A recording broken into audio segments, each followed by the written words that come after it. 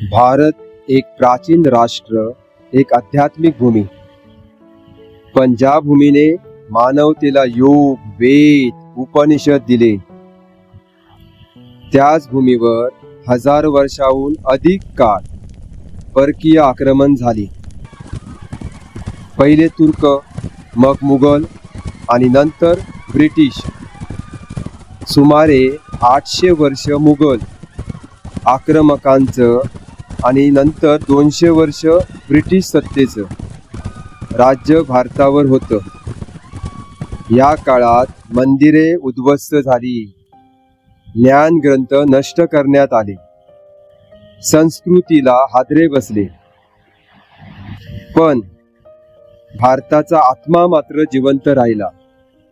कारण भारत ही जशी संस्कृतीची भूमी आहे, तशीच ती चैतन्याची भूमी आहे. या भूमीवर संतांची, साधकांची आणि योग्यांची परंपरा अखंड चालू होती. भारताची आध्यात्मिक परंपरा अतिशय समृद्ध आणि विविधतेने नटलेली आहे. इथे अनेक संप्रदाय उदयास आले आणि त्यांनी भारतीय संस्कृती, धर्म आणि तत्वज्ञान घडवण्यात महत्त्वपूर्ण भूमिका बजावली. जसं की वैष्णव संप्रदाय, जैन संप्रदाय, शैव संप्रदाय, नाथ संप्रदाय, शीख संप्रदाय, दत्त संप्रदाय. आपण अशाच एका आध्यात्मिक परंपरेची गोष्ट करणार आहोत, जी केवळ एका समाजाची नव्हे, तर संपूर्ण मानवतेच्या उन्नतीची वाट दाखवते. आज आपण महाराष्ट्राच्या हृदयातील वारकरी संप्रदायावरती भाष्य करणार आहोत, चर्चा करणार आहोत.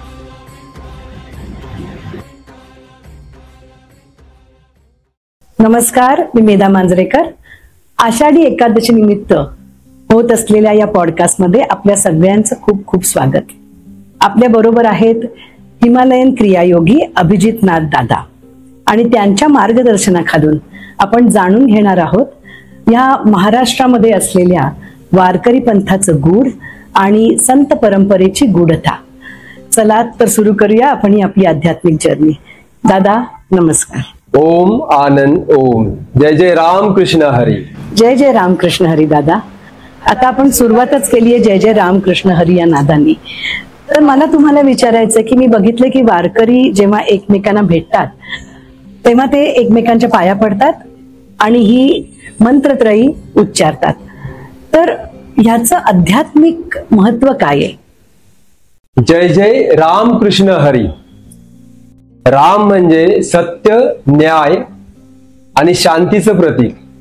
कृष्ण म्हणजे भक्ती, प्रेम आणि आनंदाचं प्रतीक. ज्यावेळी शांती, प्रेम, भक्ती, न्याय आणि आनंद एकत्रित येतो, त्यावेळी जो संगम होतो, तो संगम हरीशी एकरूप होतो.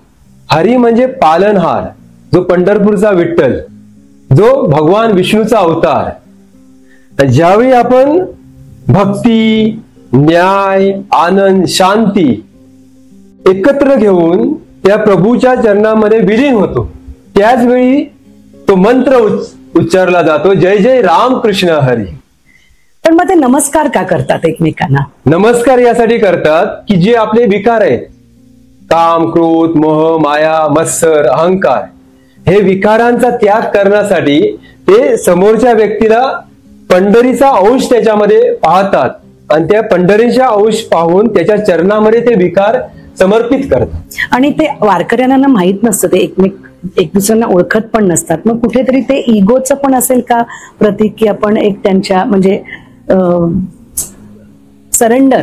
म्हणजे अहंकार पूर्ण त्यांना ते आपला जो अहंकार असतो, ईर्ष्या असते, त्याला ते पूर्ण अर्पण करायचं असतं. समोरच्या व्यक्तीमध्ये ते विष्णूचा जो अंशच मानतात. म्हणजे साक्षात पंढरपूरचा विठ्ठल समोर उभा आहे, त्याच्या चरणामध्ये मी मला समर्पित करतो, ह्या इच्छेने ते पूर्ण समर्पित होतात. बरोबर आहे दादा. वारकरी म्हणजे वारी करून, म्हणजे चालत जाऊन देवदर्शन घेतात. तर ही फक्त शरीराची यात्रा असते का ही एक प्रकारची साधना आहे? पहिलं लक्षात घ्या, वारकरी म्हणजे जो काबाड कष्ट करून, मोलमजुरी करून, शेती करून जीवन जगणारा हा वर्ग. वारकऱ्यांमधला सर्वात मोठा वर्ग हा शेतकरी वर्गातून आलेला आहे. आणि वर्षभर काबाड कष्ट करून ते आषाढी महिन्याची वाट पाहत असतात की त्या महिन्यामध्ये पंढरीला जाऊन, पंढरपूरला जाऊन विठ्ठलाचरणी पूर्णपणे सरेंडर होता येईल. त्या विचारातून ते वर्षभर काम करत करत, जसं आषाढी एकादशी येते त्यावेळी ते जिथे कुठे राहत असतात तिथून वारी चालू करतात. चालत चालत चालत चालत ते पंढरीला येऊन पोचतात. पण चालताना त्यांचे जे मनाचे विकार आहेत ते अर्पण करतात. त्यांचा जो भाव आहे, जो विठ्ठलाप्रती आहे, तो भाव एवढा तल्लीन झालेला असतो की त्यांना समजतच नाही की कधी स्वतः विठ्ठल बनले. आणि पंढरीला ज्यावेळी पोचतात वारकरी, तुम्हाला माहितीये का, ज्यावेळी जो सच्चा वारकरी पंढरीला पोचतो त्यावेळी तो पंढरीला भेटायला मंदिरामध्ये नाही जात. तो कळसाचं दर्शन घेतो, जय जय रामकृष्ण हरी बोलतो आणि परत आपल्या घरी जाणार, जातच नाही, गरजच लागत नाही. कारण त्या पदयात्रेमध्ये, वारीमध्ये साक्षात पंढरीत त्यांच्या बरोबर असतो. बरोबर आहे. जवळजवळ 13व्या शतकामध्ये ज्ञानेश्वर माऊलींच्या पसायदानातून उगम पावलेली संत एकनाथ महाराजांच्या भारूड आणि भागवतामधून बहरलेली आणि जगद्गुरु तुकोबा रायांच्या अभंगातून सर्वसामान्यांमध्ये पसरलेली आणि आजही लाखो भक्तांच्या पावलाने पंढरपूर पर्यंत निघालेली ही संत परंपरेतून उगम पावलेली ही सर्वोत्तम आध्यात्मिक जत्रा आहे, यात्रा आहे. बरं, ते छान. मला अजून एक तुम्हाला विचारायचंय की वारी जेव्हा आपण करतो तेव्हा आपल्यामध्ये काही फरक होतो का? 100%. ज्यावेळी आपण पायी पायी वारी करत जातो त्यावेळी आपण मन आपलं स्थिर होत जातं. कारण मन जय जय रामकृष्ण हरी या मंत्रामध्ये तल्लीन झालेलं असतं. जसं मन स्थिर होतं तसं हळूहळू हळू आपला जो आत्मा असतो तो आत्मा म्हणजे सत्सत विवेक बुद्धी जागृत होते. ज्या गोष्टीसाठी आपण हा मनुष्य जन्म धारण केलाय, सेल्फ रिअलायझेशन, आत्मप्राप्ती, आणि हा इनडायरेक्टली आत्मप्राप्ती प्राप्त करण्याचा मार्ग आहे. भोळ्या बाबड्या साधन आहे खरी. भोळ्या बाबड्या वारकऱ्यांना हे माहित पण नसेल की ते त्यांचा हा जो पल्ला आहे जो विठ्ठलापर्यंतचा तो त्यांना सेल्फ रिअलायझेशन पर्यंत घेऊन चाललाय, आत्मप्राप्तीपर्यंत घेऊन चाललाय. पण कळत न कळत ते विठ्ठलाच्या स्वाधीन होतात, स्वतःला पूर्णपणे विठ्ठलाच्या स्वाधीन करतात आणि त्या विठ्ठल नामामध्ये एवढं एकजीव होऊन जातात, मर्ज होऊन जातात की ते सर्व काही विसरून जातात आणि त्यांच्या जीवनामध्ये आनंद आणि शांतीचा जो प्रभाव असतो हळूहळू वाढायला लागतो. दादा, वारकरी संप्रदायामध्ये अनेक संत आहेत, तर त्यांच्याबद्दल तुम्ही काही सांगाल का? ज्ञानदेवाने रसला पाया, तुका झालासे कळस. संत ज्ञानेश्वर माऊलींनी ही वारकरी संप्रदायाची परंपरा जवळजवळ 700-800 वर्षापूर्वी सुरू केली. त्यानंतर त्या काळात समकालीन जे संत नामदेव होते, नामदेव हे सर्वसामान्यांमध्ये प्रसिद्ध असलेले संत होते.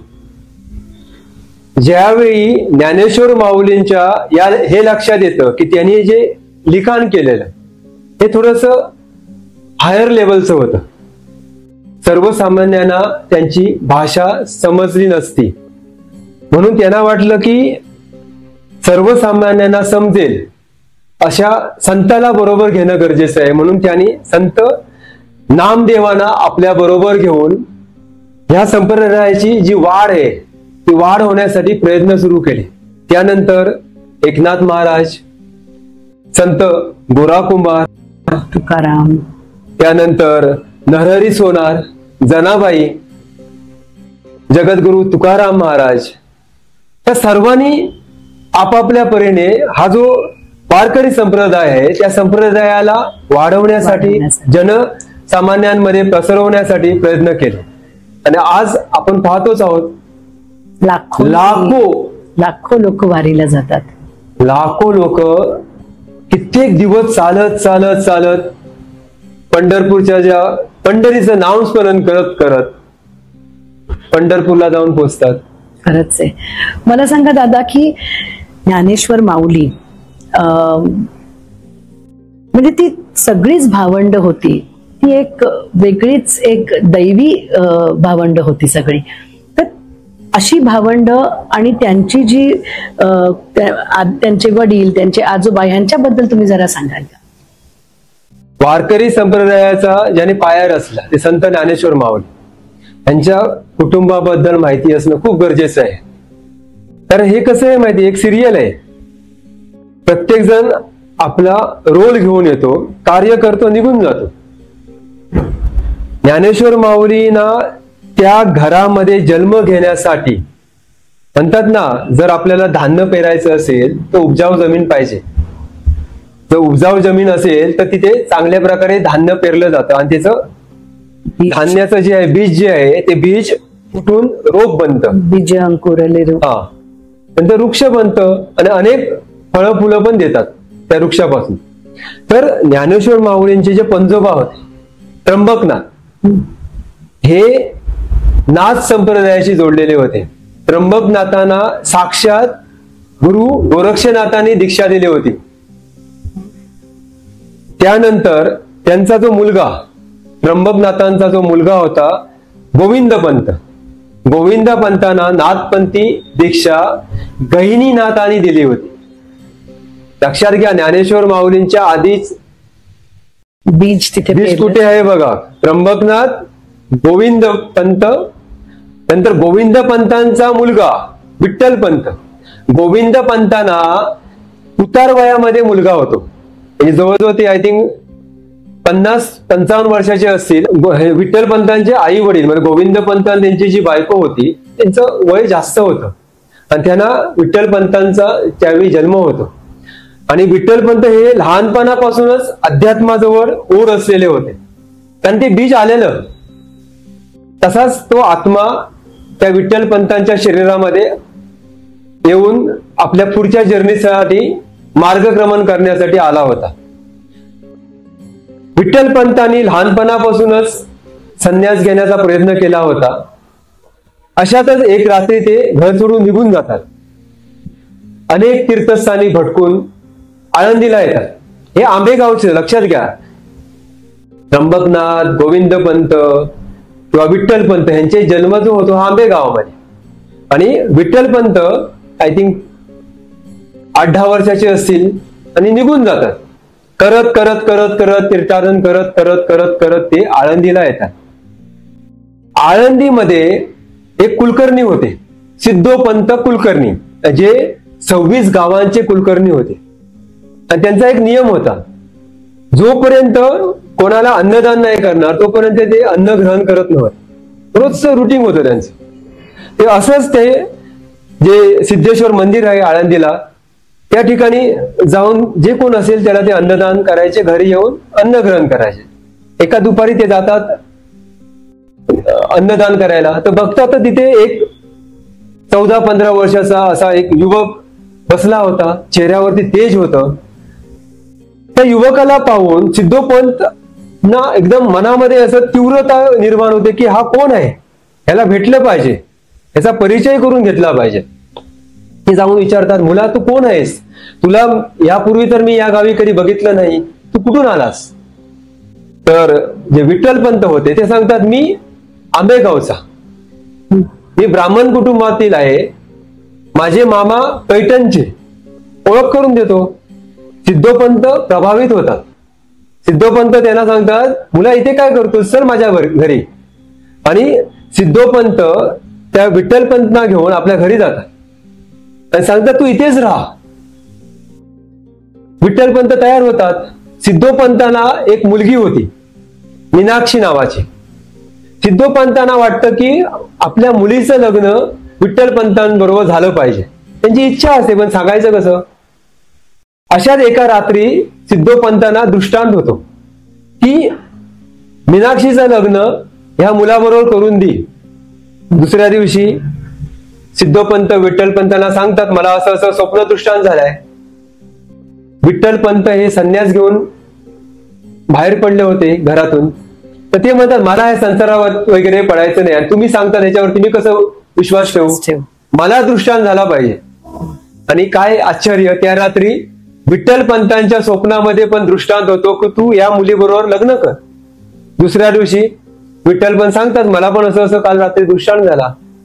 सिद्धोपंत खुश होतात. विठ्ठलपंत आणि मीनाक्षीचं लग्न करून दिलं जातं. आणि लग्नानंतर मीनाक्षीचं नाव रुक्मिणी ठेवण्यात येतं. लक्षात घ्या, विठ्ठल रुक्माई पंढरपूर, ज्ञानेश्वरांच्या आई वडिलांचं नाव पण विठ्ठल आणि रुक्मिणी. हे सगळं सिरियल आहे. काही काळ तिथेच राहतात. नंतर मग विठ्ठलपंतांना घराची ओढ निर्माण होते. ते सांगतात मला आता आंबेगावला गेलं पाहिजे, आई वडिलांची आठवण येते. पण लहान मुलगा होता तो, 14-15 वर्षाचा. सिद्धोपंत खुश होतात. सिद्धोपंत त्यांची मुलगी जावयाला घेऊन आंबेगावला येतात. आंबेगावला आल्यानंतर जे गोविंद पंत आणि त्यांची जी बायको असते म्हणजे विठ्ठलपंतांची जी आई असते, त्यांचं आता ते वय झालेलं असतं, ते पण मुलाला आणि सुनेला बघून खुश होतात. स्वागत केलं जातं. काही दिवस सिद्धोपंत तिथे राहतात, नंतर ते परत आळंदीला निघून येतात. आणि इकडे विठ्ठलपंत आपल्या बायको बरोबर, पत्नी बरोबर, रुक्मिणी बरोबर संसार सुरू करतात. विठ्ठलपंतांचे जे आई वडील होते गोविंदराव आणि त्यांची मिसेस पत्नी, हे वयोमानानुसार त्यांचं निधन होतं. आई वडिलांचं निधन पाहून परत वैराग्य निर्माण होतो विठ्ठलपंतांमध्ये. त्यांना संसार नकोसा वाटतो आणि परत तीव्रता निर्माण होते की सगळं सोडून संन्यास घ्यावा. 1-2 वेळा ते आपल्या पत्नीला रुक्मिणीला या संदर्भात सांगून पण पाहतात, पण ती परमिशन देत नाही. एकदा असंच काय होतं, एक दिवस येतो आणि ते पटकन म्हणतात मी जातो निघून, चालेल का? तिला वाटतं कुठेतरी जात असेल. ती बोलते ठीक आहे. हे चक्क संसार सोडून निघून जातात परत आणि जाऊन वाराणसीला पोहोचतात. त्या ठिकाणी रामानंद म्हणून एक योगी होते, सिद्ध होते. त्यांचा तिथे आश्रम होतं. त्या आश्रम मध्ये जाऊन ते राहायला लागतात. रामानंद नंतर त्यांना संन्यासाची दीक्षा देतात. नंतर काही सत्संग परत येतात नंतर. हा बरोबर. नंतर रामानंदांना काही कारणाने आळंदीला यावं लागतं. या ठिकाणी काय होतं, विठ्ठलपंत घर सोडून गेल्यामुळे जे सिद्धोपंत असतात ते आपल्या मुलीला म्हणतात रुक्मिणीला आळंदीला घेऊन येतात घरी. आणि इथे कोण नसतं, बरोबर, आंबेगावला. आणि आळंदीला रामानंद आल्यानंतर मोठे सिद्ध आले. सिद्ध आल्यानंतर सर्व गावची लोक जातात, तशी रुक्मिणी पण जाते. तसं रुक्मिणी रामानंदांना पाया पडते. तर रामानंद आशीर्वाद देतात, अष्टपुत्र सौभाग्यवती भव. तर रुक्मिणी रडायला लागते. ती म्हणते काय तुम्ही हा मला आशीर्वाद देता की शाप देता? तर जे रामानंद असतात ते म्हणतात म्हणजे काय झालं मुली? ते बोलतात माझा नवरा माझ्या बरोबर राहत नाही आणि जर मला अष्टपुत्र झाले तर समाज मला वाळीत टाकेल. हा माझ्यासाठी आशीर्वाद नाहीये, शाप आहे. नंतर रामानंद चौकशी करतात. त्यावेळी त्यांच्या लक्षात येतं की हिचा नवरा म्हणजे आपला शिक्षक विठ्ठलपंत. ज्यावेळी वाराणसीला पोहोचतात त्यावेळी विठ्ठलपंताला आदेश देतात की परत जा, संसार कर. नंतर विठ्ठलपंत परत येतात. त्या काही लक्षात घ्या, संन्यास घेतल्यानंतर परत संसारात प्रवेश नव्हता, त्यांना वाळीत टाकलं जायचं. त्यामुळे जो समाज होता त्यावेळेचा, जे अधिकारी लोक होते त्या लोकांनी विठ्ठलपंताचा स्वीकार नाही केला. तर नंतर विठ्ठलपंत रुक्मिणी एकत्र राहायला लागतात. आणि नंतर निवृत्ती, ज्ञानदेव, सोपान, मुक्ताई 4 मुलं त्यांना होतात. मला तेच विचारायचंय की तुम्ही आता तेच सांगितलं की त्यांना खूप त्रास झाले. म्हणजे मला जे काही थोडं माहितीये की त्यांना वाळीत टाकलं जातं आणि त्याच्यानंतर त्यांना प्रचंड त्याचा त्रास होतो. तर एवढी संत परंपरा असताना सुद्धा एवढे त्रास का त्यांना झाले? काय होतं, संन्यासाची मुलं संसारात ते आलेले विठ्ठलपंत, पण ती मुलं कोणाची होतात, संन्यासाची. ज्यावेळी विठ्ठलपंत आणि रुक्मिणीने जे काही त्यांना त्रास होत होता तो सहन करतच होते. त्यांना शुद्धीपत्र मिळत नव्हता, प्रयत्न पण केले पण शुद्धीपत्र दिलं गेलं नाही. पण ज्यावेळी त्यांची मुलं मोठी व्हायला लागतात त्यावेळी विठ्ठलपंतांना वाटतं की आपल्या मुलांना हा हक्क मिळाला पाहिजे, त्यांची मुंज झाली पाहिजे, म्हणून ते प्रयत्न करतात. तुला वाळीत टाकलं सगळं आणि मग नंतर पुढे का विठ्ठलपंत, रुक्मिणी आणि त्यांची जी मुलं वाळीत टाकल्यानंतर ज्यावेळी विठ्ठलपंतांना वाटतं की आपलं आता सोडून द्या, आम्हाला तर ह्या लोकांनी स्वीकार केलेला नाहीये, पण माझ्या हक्क मिळाला पाहिजे, म्हणून ते पैठणला जातात. पैठणला सिद्धपीठ होतं, पण पैठणला पण त्यांना शुद्धीपत्र दिलं जात नाही. त्यांना सांगितलं जातं जर तुम्ही तुमचं जीवन संपवलं तर मग तुमच्या मुलांना प्रायश्चित्त असतं ते. तुम्ही जर प्रायश्चित घेतलं तर मग तुमच्या मुलांचा विचार केला जाईल. आणि विठ्ठलपंत आणि रुक्मिणी हे दोघांनी प्रायश्चित म्हणून आत्महत्या करतात, जीव देतात. निवृत्तीनाथ नंतर आपल्या भावंड जी असतात, कारण छोटी छोटी मुलं असतात ती, त्यामुळे निवृत्तनाथ हे सर्वात मोठं असल्यामुळे त्यांच्यावरती संपूर्ण कुटुंबाची जबाबदारी येते. मला वाटतं ज्ञानेश्वर माऊलींचे ते गुरु होते ना. त्यानंतर काय होतं, ज्ञानेश्वर माऊलींना किंवा निवृत्तीनाथांना, सोपांना किंवा मुक्ताईंना विठ्ठलपंत हे ज्ञानी असल्यामुळे लहानपणापासूनच जे अध्यात्माचं जे बाळकडू होतं ना त्यांना मिळालेलं होतं. सर्व शास्त्रांमध्ये, वेदांमध्ये ते पूर्ण प्रावीण्य पारंगत झाले होते. पण तरीही त्यांना शुद्धीपत्र नसल्यामुळे त्यांना जो समाजाचा एक भाग आहे तो भाग होता येत नव्हता. त्यांना मुंज म्हणून एक प्रोसेस असतो जो ब्राह्मणाच्या मुलांना केला जातो, मुंज म्हणून. त्याला ती मुंज करायची परमिशन नव्हती. म्हणून एक दिवस काय होतं की निवृत्तीनाथ ज्ञानेश्वर माऊलींना सांगतात की आपल्याला पैठणला गेलं पाहिजे सिद्धपीठासमोर, कारण आपल्या आई बाबांची इच्छा होती आम्हाला शुद्धीपत्र मिळालं पाहिजे, आणि त्यासाठी त्यांनी आपला देहत्याग केला. त्यांनी प्रायश्चित्त घेतलेलं आहे, आता तरी आपल्याला ते शुद्धीपत्र मिळालं. बरोबर, शुद्धीपत्र मिळालंच पाहिजे म्हणून ते पैठणला येतात. पैठणला आल्यानंतर त्यांचं कोणी ओळखीचं नव्हतं, पण म्हणतात ना परमात्माचं सर्व ठिकाणी लक्ष असतं, तर तिथे एक व्यक्ती भेटते, ती ह्या चारही मुलांना ओळखते आणि ती व्यक्ती त्यांना आपल्या घरी येऊन येते आणि सांगते की मी जेवढा होईल तेवढा प्रयत्न करेन तुमच्यासाठी. आणि ते सिद्धपीठापर्यंत समोर घेऊन जातात चारही मुलांना आणि सांगतात की तुम्ही ह्यांना शुद्धीपत्र द्या. पण ते जे काय त्यावेळेस सिद्धपीठाचे जे अधिकारी माणसं असतात ते त्याला विरोध करतात. ते सांगतात ही संन्यासाची मुलं आहेत, ह्यांना आम्ही शुद्धीपत्र देणारच नाही, ह्यांना हक्क नाहीये. त्यावेळी ज्ञानेश्वर सांगतात की सर्वांना अधिकार आहे, सर्व समान आहे, ब्रह्म जाणण्याचा अधिकार हा सर्वांना मिळाला पाहिजे. जे सजीवात आहे ते निर्जीवात आहे, जे प्राण्यांमध्ये आहे तेच माणसामध्ये आहे. हे ऐकून तिथले उपस्थित जे अधिकारी मंडळी होती ती हसायला लागतात, चेष्टा करायला लागतात या मुलांची. म्हणतात हे काय कालची कार्टी आम्हाला शिकवतायत. आणि त्यातला एक जो पंडित असतो तो विचारतो तुझं नाव काय रे. तो जे निवृत्तीनाथ सांगतात माझं नाव निवृत्ती. ज्ञानेश्वर माऊली सांगतात माझं नाव ज्ञानेश्वर. सोपान, मुक्ताई. जसं ज्ञानेश्वर माऊली आपलं नाव ज्ञानेश्वर म्हटल्यावरती ते हसायला लागतात. ज्ञानेश्वर राहावं का, ज्ञानाचा शोर म्हणतोय स्वतःला.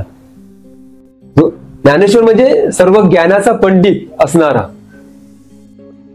तू काय बोलत होता, तिथला एक पंडित विचारतो. जो माणूस, जे ज्ञान माणूस जाणू शकतो तो प्राणी पण जाणू शकतो. ज्ञानेश्वर माऊली सांगतात हा नक्कीच, जे मनुष्यामध्ये आहे ते प्राण्यांमध्ये आहे. तर तिथेच एक रेडा घेऊन एक व्यक्ती जात होता, त्याला थांबवण्यात येते. थांब रे, त्या रेड्याला घेऊन इकडे. तो घेऊन येतो. आणि विचारतो तो जो पंडित असो, काय रे तुझ्या रेड्याचं नाव काय? तो म्हणतो ज्ञाना. तो म्हणतो हा बघ, हा पण ज्ञाना, हा पण ज्ञाना, दोघे भाऊ भाऊ झाले. आणि तो जो पंडित असतात ते सांगतात की चल बघू, तू म्हणतो ना ज्ञान जाणण्याचा अधिकार सगळ्यांना आहे, मग काय हा रेडा पण ज्ञान जाणतो, ह्याला पण अधिकार आहे, तर ह्याच्या तोंडामधून पण वेद बोलून दाखव बघू. तर ज्ञानेश्वर माऊली निवृत्तीनाथांना प्रणाम करतात, कारण निवृत्तीनाथ हे ज्ञानेश्वर माऊलींचे गुरु होते. मी बोललो ना, त्र्यंबकनाथ पासून नाथ संप्रदायाचं बीज जे निवृत्तीनाथ म्हणतो, हा बीज आलं होतं, ज्यावेळी निवृत्तीनाथना गहिनीनाथनी दीक्षा दिलेली. गहिनीनाथनीच गोविंद पंतांना दीक्षा दिली होती आणि निवृत्तीनाथांनी आपल्या भावंडांना दीक्षा दिली होती. ज्ञानेश्वर माऊलींचे गुरु निवृत्तीनाथच होते. तर ज्ञानेश्वर माऊली आपल्या मोठ्या भावाला म्हणजे गुरुला प्रणाम करून जाऊन रेड्याच्या डोक्यावरती मस्तकावरती हात ठेवतात आणि वेद बोलायला लागतात. बोलता बोलता बोलता ज्ञानेश्वर माऊली वेद बोलायचे बंद होतात आणि चक्क रेडा बोलायला सुरू करतो. ज्ञानेश्वर माऊलींनी रेड्याच्या तोंडून वेद बोलवून घेतल्यानंतर ही गोष्ट जनसामान्यांमध्ये पसरते. जनसमुदाय पूर्ण जमा होतो. जे सिद्धपीठाचे अधिकारी असतात ते पण लोटांगण घालतात त्या भावंडांसमोर. आणि नंतर सगळा जनसमुदाय आळंदीच्या ठिकाणी मार्गक्रमण होतो. हा जो रेडा असतो तो पण त्यांच्या सोबत जातो. अजून एक गोष्ट, रेडा म्हणजे प्राणी नाहीये. ज्ञानेश्वर माऊलींनी जे खालच्या गटाची लोक होती, म्हणजे जे अशिक्षित होती, जे खालच्या जातीची लोक होती, त्या खालच्या जातीच्या लोकांना पण ब्रह्मज्ञान उपलब्ध करून दिलं. खालच्या जातीच्या लोकांना रेडा म्हणून हिणवलं जायचं. ही पण एक गोष्ट आहे त्याच्या मागची. रेडा हे त्यांचं प्रतीक आहे. रेडा हे जे खालच्या जातीतील लोक, जे अडाणी लोक होती, ज्यांना शिक्षणापासून वंचित ठेवण्यात आलेलं, दूर ठेवण्यात आलेलं, तर अशा लोकांना पण ज्ञानाचा मार्ग मोकळा करून दिला. हे ऍक्च्युअल त्यांचा दृष्टिकोन आहे, त्यांचं हे कार्य आहे. पण हा रेड्याचा त्याला एक सिम्बॉल देण्यात आला. आणि नंतर मग जाता जाता म्हणजे आळंदीच्या मार्गक्रमण होता होता हा जो रेडा होता, रेडा म्हणा किंवा जो खालच्या जातीचा व्यक्ती म्हणा, त्याचं निधन होतं. मग त्याची समाधी पण आहे रेड्याची. हा, त्या रेड्याची 800 वर्षापूर्वीची गोष्ट आहे. पण हे एक संबोधित करण्यात आलेलं. जाता जाता जाता त्यांना मध्ये चांगदेव महाराजांचा आश्रम वाटेत लागत. जाताना ते मुक्ताई ज्ञानेश्वर माऊलींना विचारते की हे कोण आहेत, ह्यांच्या समोर एवढी प्रेत का आहेत? तर ज्ञानेश्वर माऊली म्हणतात हे फार मोठे सिद्ध आहेत, यांचं वय 1400 वर्ष आहेत आणि हे आता समाधीमध्ये आहेत. समाधीतून ज्यावेळी ते बाहेर येतात त्यांची नुसती दृष्टी पडल्याने ही जी प्रेत आहे ती जिवंत होतात. त्यासाठी या पंचक्रोशीमध्ये जेवढे मृत्यू लोक पावतात लोक, त्यांना तिथे आणून ठेवण्यात येतं. ते समाधीतून बाहेर येण्यापर्यंत त्यांची निगा राखली जाते. तर मुक्ताई म्हणते यात काय मोठं, हे तर कोणी करेल. तर तिथे एक कुत्रा मेलेला होता. मुक्ताई काय करते, त्या कुत्र्याचं एक हाड घेते आणि ते हाड त्या सगळ्या प्रेतांना लावते आणि सगळ्या प्रेतांना जिवंत करून टाकते. त्या कुत्र्याला पण जिवंत करते. मुक्ताई हटयोगी होती, नाथ संप्रदायाची दीक्षा घेतलेली ती. आपण मुक्ताई बद्दल पुढे बघूच. आदिशक्तीचं रूप होतं ते. आणि मग हे लोक सगळे आळंदीला पोचतात. इकडे काय होतं, चांगदेव महाराज समाधीतून बाहेर येतात, पाहतात तर काय समोर कोणच नाही. नेहमी काय व्हायचं, ज्यावेळी ते समाधीतून बाहेर यायचे समोर प्रेतांचा खच असायचा, पण यावेळी कोणीच नाही. ते विचारतात साधक प्रेत कुठे गेली, कोणीच मेले नाही की काय? यावेळी ते जे साधक होते, ते शिक्षक होते, ते सांगतात की असं असं घडलं 4 मुलं आलेली, त्यातली जी छोटी होती 7-8 वर्षाची मुलगी मुक्ताई, तिने असं असं केलं आणि सर्वांना जिवंत केलं. आणि हे पण सांगण्यात आलं की त्या रेड्याला वेद बोलवले त्या मुलाने. चांगदेव महाराज म्हणतात, मी 1400 वर्ष तपस्या केली आणि ही कालची पोरं कोण आहेत ही?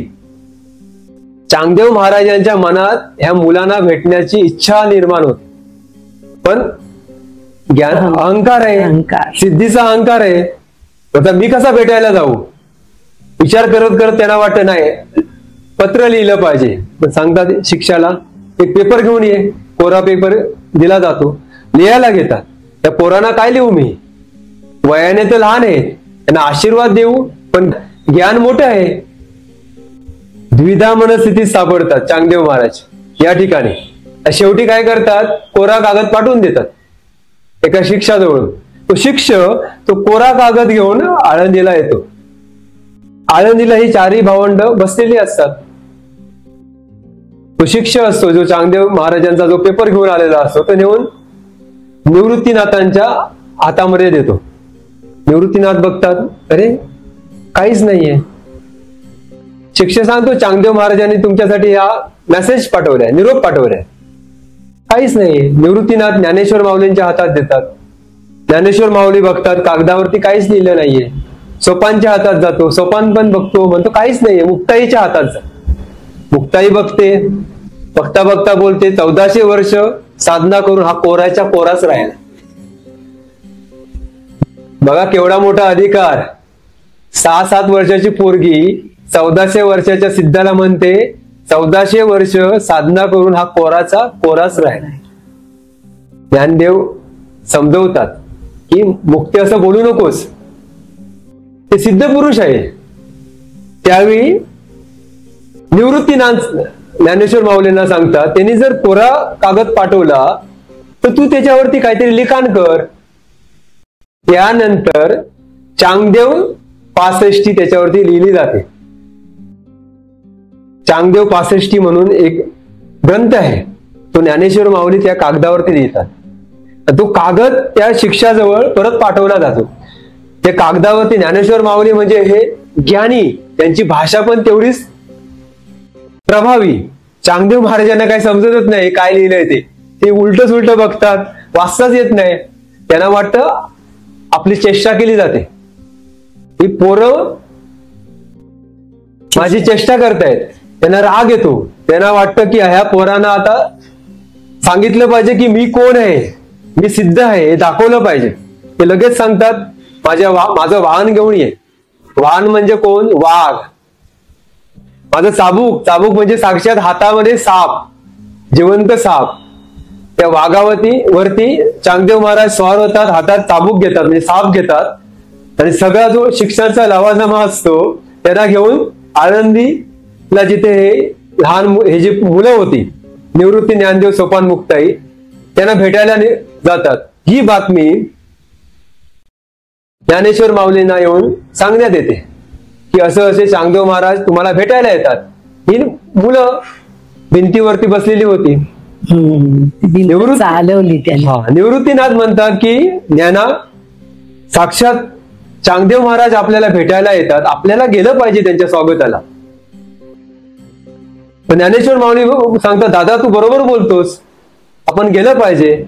त्याच वेळी ज्ञानेश्वर माऊली भिंतीला आवाहन करतात की चल आपण चांगदेव महाराजांना भेटायला जाऊया. आणि काय आश्चर्य, निर्जीव भिंत चालायला लागते. दोघे जसे जसे समोरासमोर येतात, या ठिकाणी चांगदेव महाराजांचा जय जयकार करत पूर्ण त्यांचे शिक्षकगण येत असतो. चांगदेव महाराज ज्यावेळी पाहतात ही निर्जीव भिंतीवरून ही 4 पोरं आपल्याला भेटायला येतात, त्यांचा जो अहंकार असतो तिथे जाळून खा. मला वाटतं त्याच्यासाठीच ते अहंकार जाळण्यासाठीच माऊली भिंतीला चालवतात. आणि त्यानंतर चांगदेव महाराज ह्या 4 मुलांबरोबर राहायला सुरुवात करतात. ते बोलतात मला आता जायचं नाही, मला तुमच्याबरोबरच राहायचंय. तिथेच राहतात. मुक्ताईला चांगदेवानी गुरु कसं काय मानलं? एक दिवस काय होतं, सकाळी सकाळी मुक्ताई छोटी 6-7 वर्षाची आंघोळ करत असते. त्यावेळेस विचार करा, त्यावेळी कशी बाथरूम वगैरे नव्हती. एक कोण असं चुकून चांगदेव महाराज तिथे जातात. मुक्ताई आतमध्ये अंघोळ करत होती. मुक्ताईला बघून चांगदेव बोलतात की अरे अरे माफ करा माफ करा, आणि बाहेर येतात. मुक्ताई बाहेर येऊन बोलते, अरे तू नागोरे आहे, तुझा गुरु नाही रे, म्हणून तुझी ही दशा, तू नागोरे आहेस. चांगदेव महाराज म्हणतात, असं काय बोलतेस? अरे तू अजून शरीरामध्ये अडकलास, शरीराच्या पलीकडे तुझं अजून लक्षच जात नाहीये, म्हणून माझं शरीर बघून तू बाहेर आलास. त्याच क्षणी चांगदेव महाराज मुक्ताईच्या पायामध्ये स्वतःला अर्पण करतात आणि मुक्ताईला आपला गुरु बनवतात. निवृत्ती ज्ञानदेव सोपान मुक्ताई. लक्षात कोण होती? म्हणजे ही दैवीच एक रूप होती नाही का? निवृत्ती म्हणजे जोपर्यंत आपण संसारातून निवृत्त होत नाही, संसारातून निवृत्त म्हणजे संसार सोडणं नाही, जो काय आपला रोल आहे तो करता करता साक्षी भावामध्ये येणं म्हणजे निवृत्त होणं, सोडून नाही. तुम्ही बघितलं असाल, लोक सगळं सोडून हिमालयात जाऊन बसतात, परत आल्यानंतर परत होतं तिथेच येतात. अगदी मनाची परिवर्तन होत नाही. निवृत्त म्हणजे सांसारिक रोल करता करता निवृत्त होणं, डिटॅच होणं. ज्यावेळी सांसारिक रोल करता करता आपण डिटॅच होतो, साक्षी भावामध्ये येतो, त्यावेळी आपल्याला ज्ञान प्रकट होतं. आपल्या अंतर्मनामध्ये जो ज्ञानाचा दिवा पेटला जातो म्हणजे ज्ञानेश्वर. ज्यावेळी ज्ञानाचा दिवा प्रज्वलित होतो त्यावेळी सोपान म्हणजे शिडी मिळते. सोपान म्हणजे शिडी. त्यांच्या नावांमध्ये किती अर्थ आहेत सगळे. शिडी कोणती शिडी? मूलाधार, स्वाधिष्ठान, मणिपूर, अनाहत, विशुद्धी, आज्ञा आणि सहस्रार. हे ज्या आपल्या प्राणमय कोशामध्ये जे 7 चक्र आहेत ते चक्रांची शिडी म्हणजे सोपान. ज्यावेळी ही शिडी म्हणजे सोपान आपण वर जातो त्यावेळी मुक्त होतो म्हणजे मुक्ताई. मुक्ताई ही आदिशक्ती आहे जी कुंडलिनी स्वरूपात मूलाधार चक्रामध्ये बसून आहे. त्या मुक्ताईला जर आपल्याला सहस्रारपर्यंत घेऊन जायचं असेल तर निवृत्त झालं पाहिजे, ज्ञान प्राप्त केलं पाहिजे. सोपान म्हणजे ती शिडी चढण्यासाठी स्वतःला तपवलं पाहिजे. हे बघा, सोनं असं नाही बनत, हिरा असा नाही चमकत. सोना बनण्यासाठी अनेक प्रोसेस मधून त्याला तापवावं लागतं, बरोबर. भट्टीत टाकलं जातं, त्यानंतर ते सोनं प्रज्वलित होतं. म्हणजे एक एक चक्रांना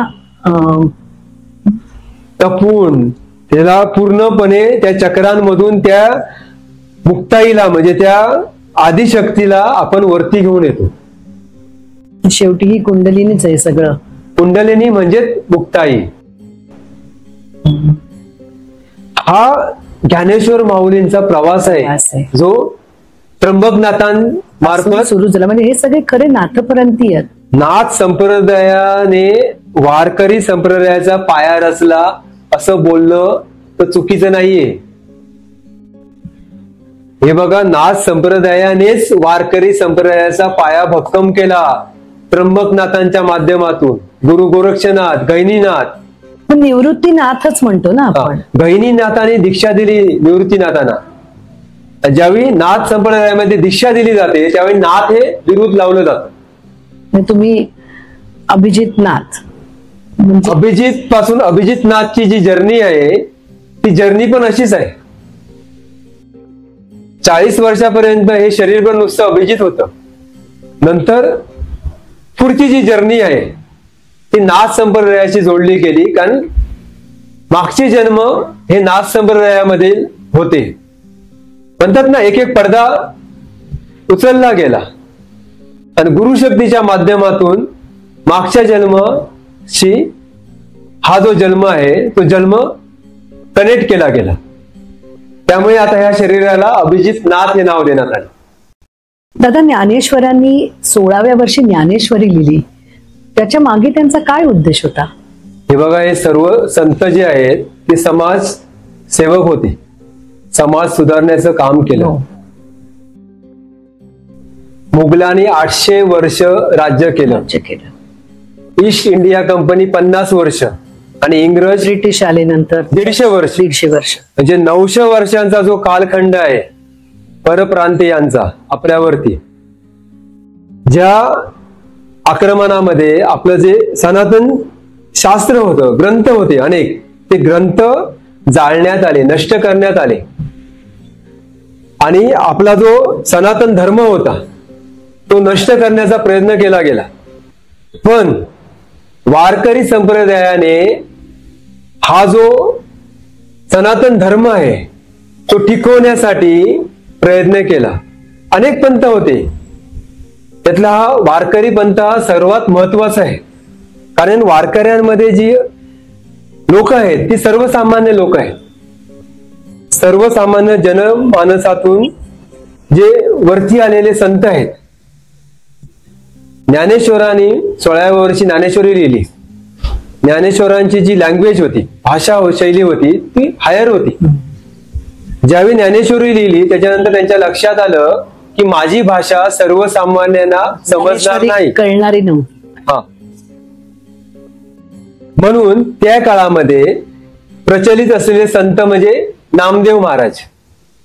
नामदेवांबद्दल तुम्ही ऐकलंच असाल. हो हो हो. ज्ञानेश्वरांच्या असं लक्षात येतं की पंढरपूरला एक संत आहेत नामदेव नावाचे, आणि ते सर्वसामान्यांमध्ये प्रसिद्ध आहेत.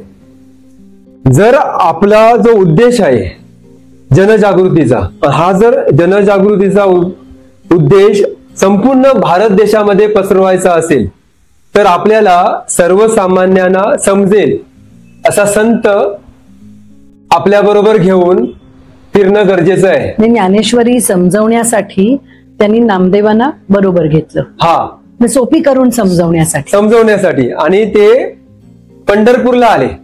तिथे आल्यावरती त्यांच्या लक्षात आलं की नामदेव पंढरपूर सोडायला तयार नाहीत.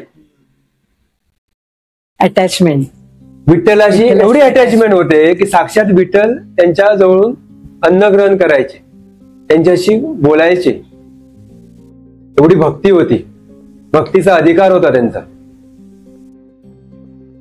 त्यांनी प्रयत्न केले नामदेवांना समजवण्याचा की चल बाबा आपल्याला हे कार्य करायचंय, पण नामदेव तयार नाही.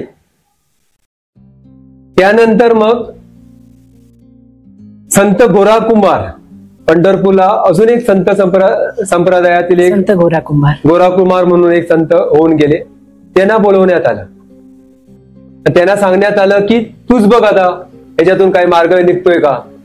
तर गोरा कुंभाराने ही 4 भावंड म्हणजेच निवृत्ती, ज्ञानदेव, सोपान, मुक्ताई आणि नामदेव महाराजांना एका लाईनीत उभं केलं. मडकी बनवण्याचं काम करायचे गोरा कुंभार.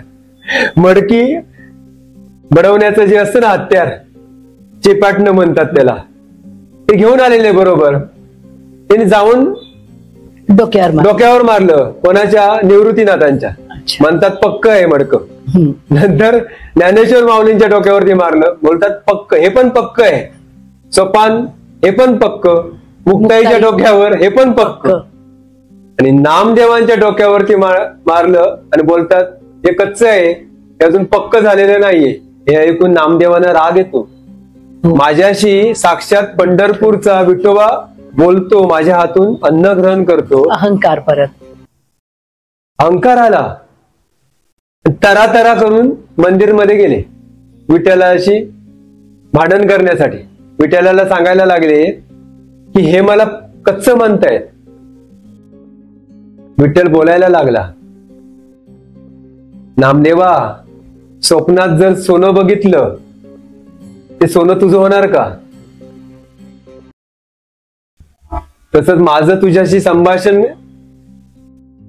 होतं म्हणून तू पक्का नाही होणार आहे. तुला जर पक्क व्हायचं असेल तर गुरु पाहिजे. गुरुचं महत्व. मग नामदेवांचे गुरु कोण? खूप चांगला प्रश्न आहे हा. विठोबा राय सांगतो की आज तुला तुझा गुरु मिळणार, तुझा शोधायला सुरुवात कर. नामदेव सकाळी मंदिरमध्ये गेलेले विठोबा रायांजवळ, संभाषण करायला. आणि ज्यावेळेस विठोबा राय सांगतात की जा गुरु शोध, फिरत फिरत पूर्ण गावभर फिरायला लागतात, कुठेच मिळत नाही.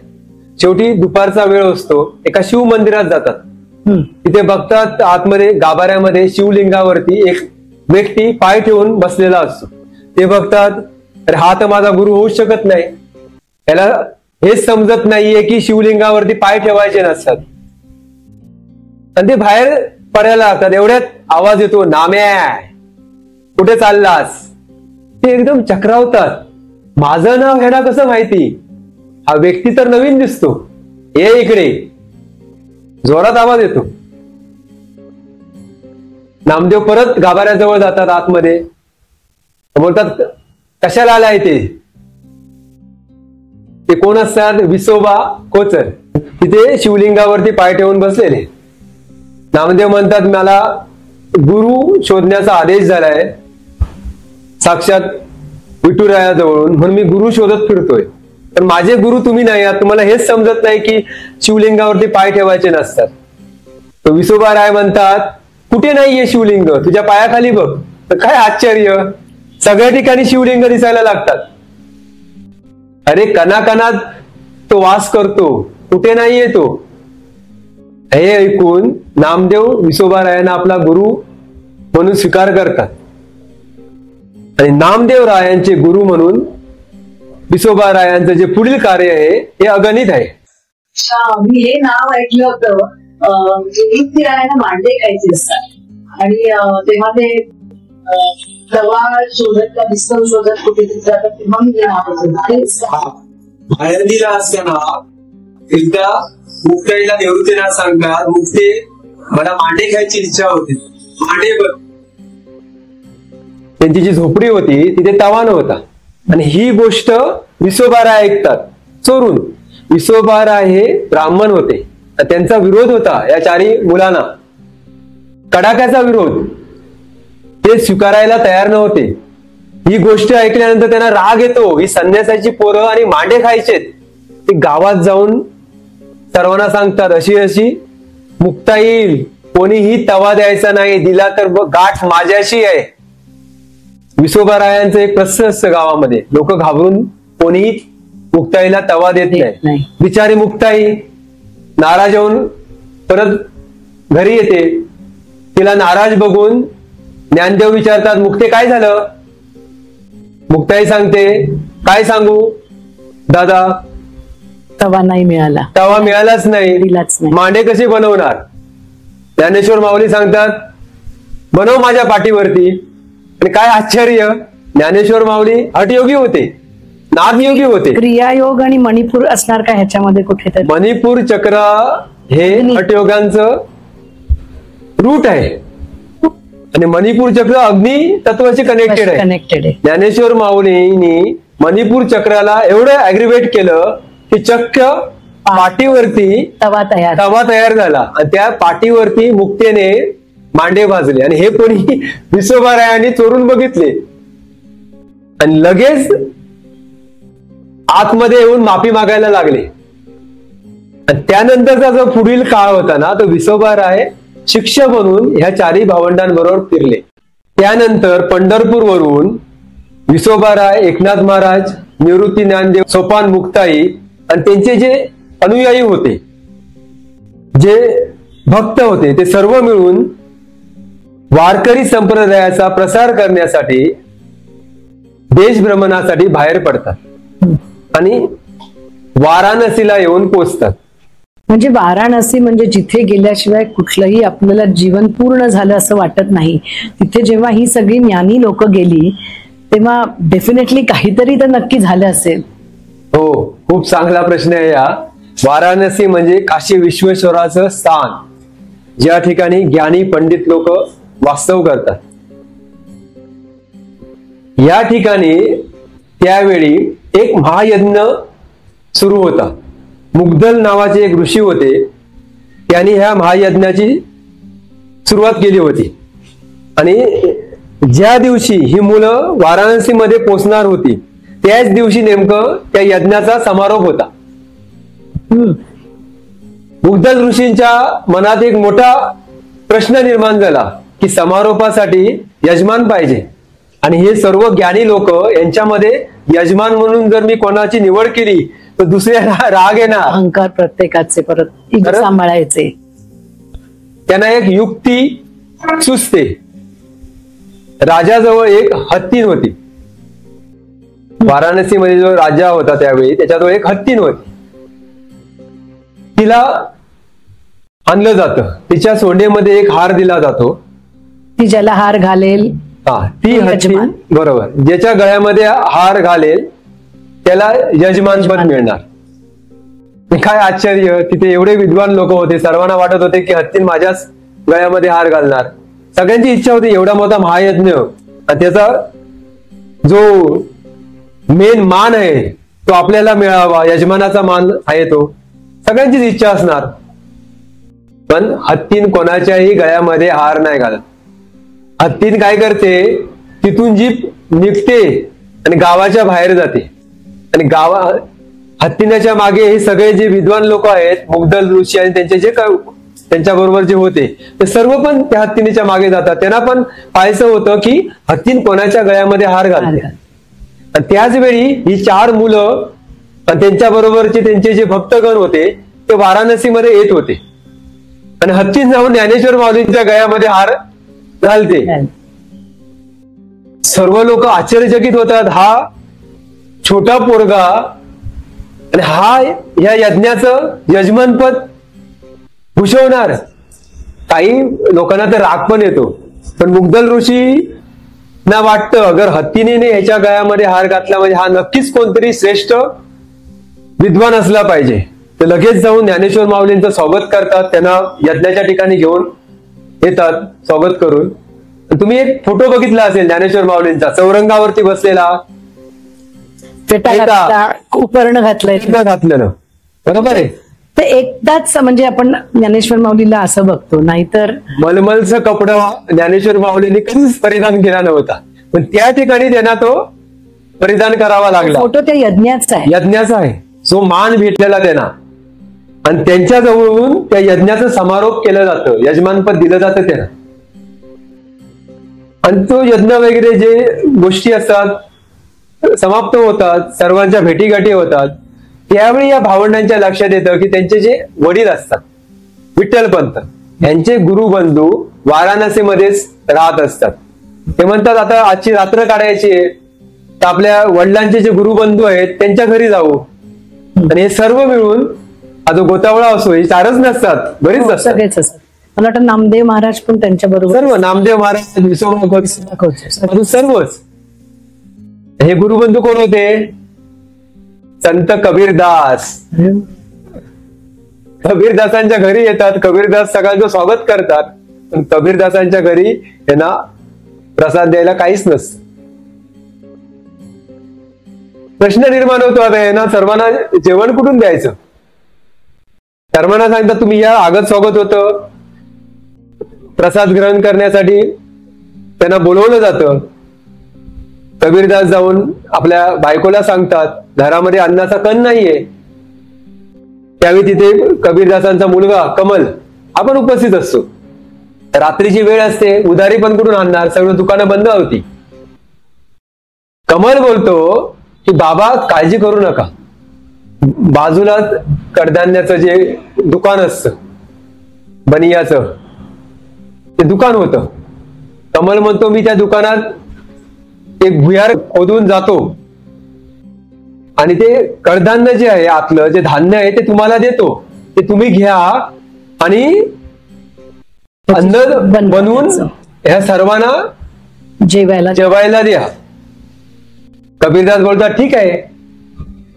कमल जातो आतमध्ये, एक छोटस भुयार काढलं जातं त्या भिंतीला. कमल आतमध्ये जाऊन जे काय त्यांना अन्नासाठी बनवण्यासाठी ज्या गोष्टी पाहिजे असतात ते सगळं बाहेर देतो. बाहेर देऊन झाल्यानंतर कमल कबीरदासना सांगतो बघा हा हे संस्कार आहेत, एका संताचे संस्कार कसे असतात बघा.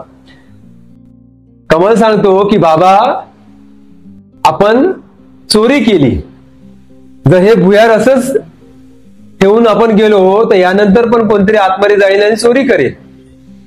आपण जे काही चोरी केली त्याचं आपण जे परतफेड उद्या करूच. पण असं झालं तर खूप वाईट गोष्ट होईल. त्यामुळे मी हे दुकानाचा जो मालक आहे, कारण घराला लागूनच त्यांच्या ते दुकान होतं, जो दुकानाचा मालक होतो त्याला लागूनच राहत होता. तर कमल जाऊन त्या घराच्या मालकाला सांगतो, चोर चोर चोर चोर. हे ऐकून घराचा मालकाची जागा होतो, तर धावत येतो. कमल त्या भुयारातून बाहेर पडण्याचा प्रयत्न करतो, तेवढ्यात त्याचे पाय पकडले जातात. भुयाराच्या बाहेर मुंडक आणि पूर्ण शरीराचं धड मागे पकडून राहतो तो दुकानाचा मालक. बराच वेळ झाला कमल आला नाही, म्हणून कबीरदास येतात बघायला. तर बघतो तर कमलचं डोकं बाहेर आणि मागे पाय पकडलेले आहेत. धड मागे आहे. तर कमल सांगतो, बाबा विचार करू नका, माझं धड कापून टाका. कारण जे आपल्या घरी पाहुणे आलेले आहेत त्यांचा आदर सत्कार होणं गरजेचं आहे.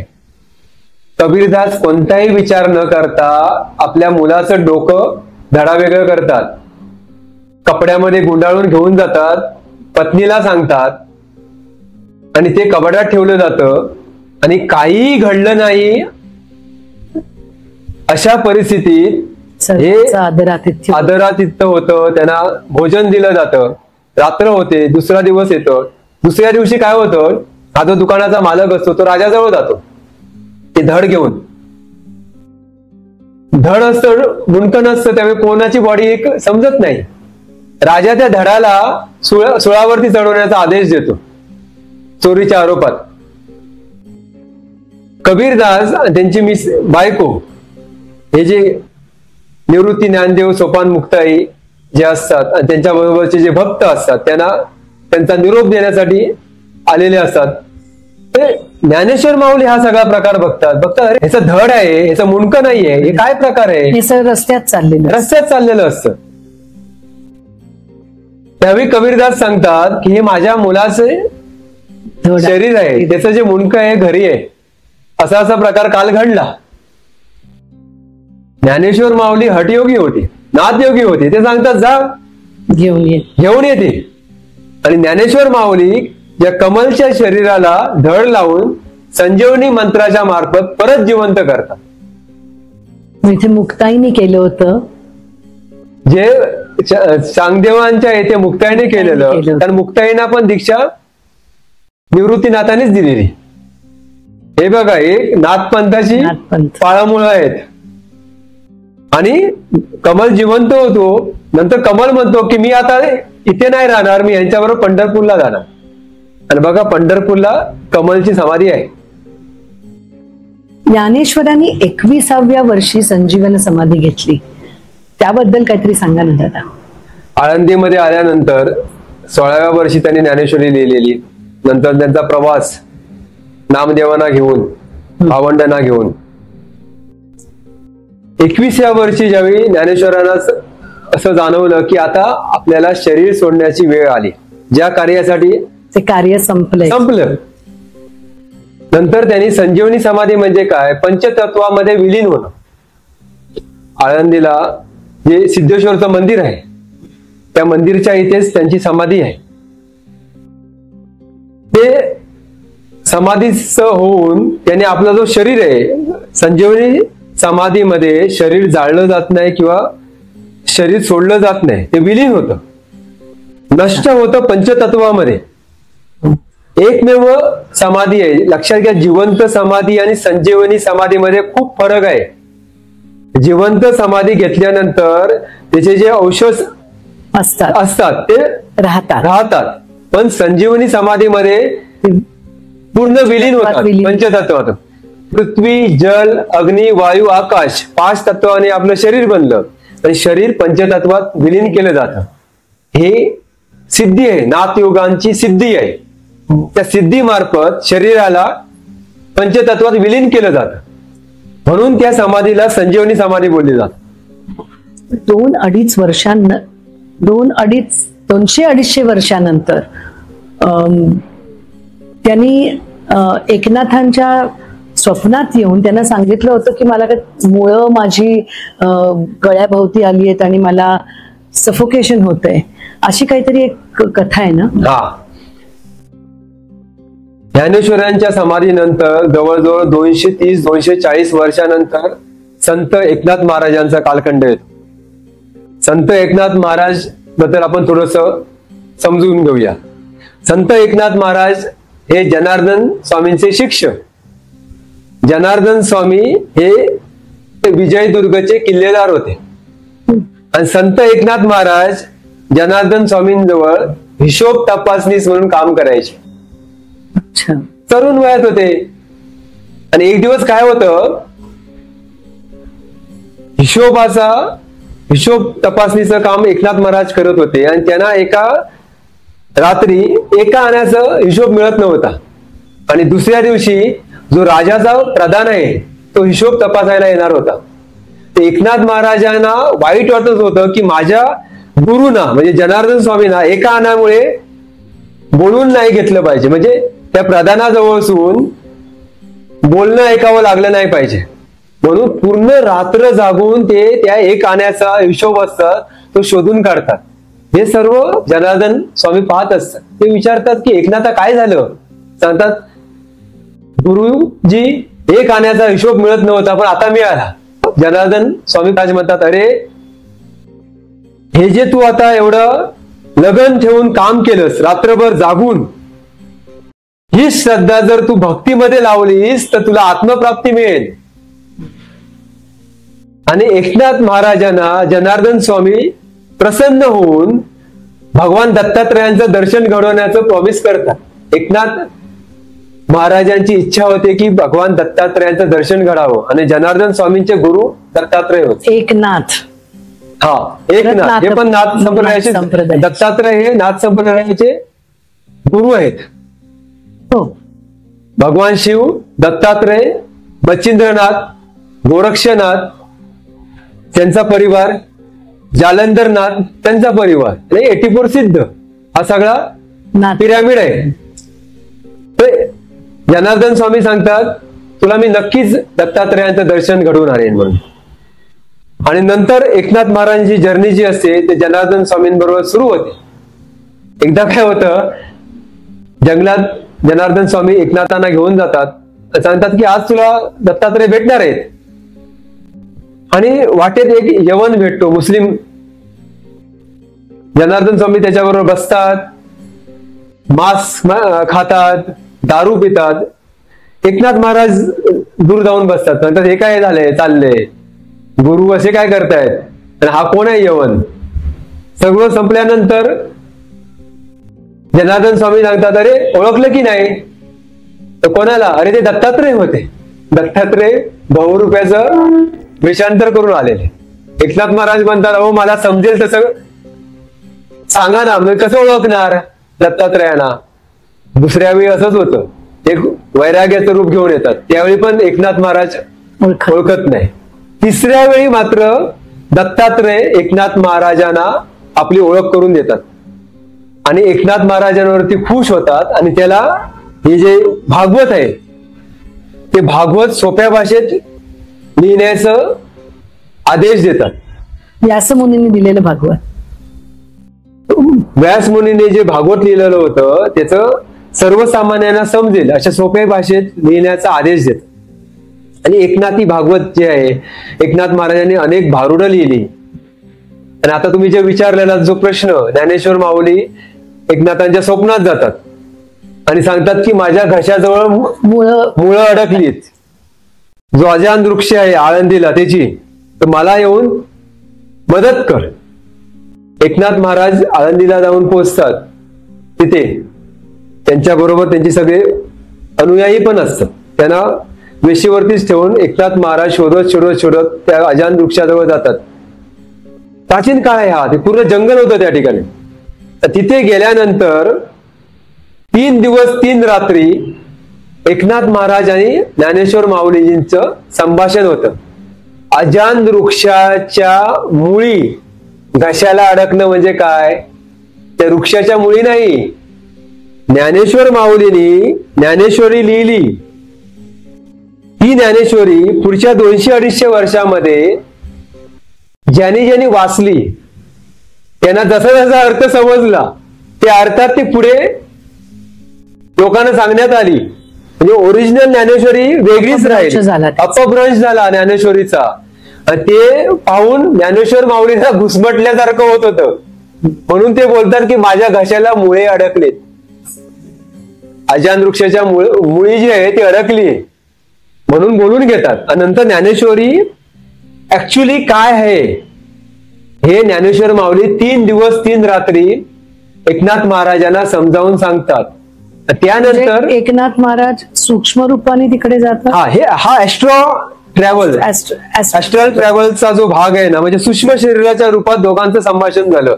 लक्षात घ्या, आपला जो सूक्ष्म शरीर असतं आपल्या मणिपूर चक्राशी कनेक्टेड असतं आणि एका सिल्वर कॉर्डच्या माध्यमातून ते आपल्या भौतिक शरीराला जोडलेलं असतं. तर सूक्ष्म शरीराच्या माध्यमातून एकनाथ महाराज ज्ञानेश्वर माऊलीजींना कनेक्ट झाले आणि ज्ञानेश्वर माऊलींनी जी ओरिजिनल ज्ञानेश्वरी होती ती ज्ञानेश्वरी एकनाथ महाराजांना समजावून सांगितली. त्यानंतर एकनाथ महाराजांनी ती सर्वसामान्यांना समजेल अशा भाषेत परत लोकांसमोर आणली.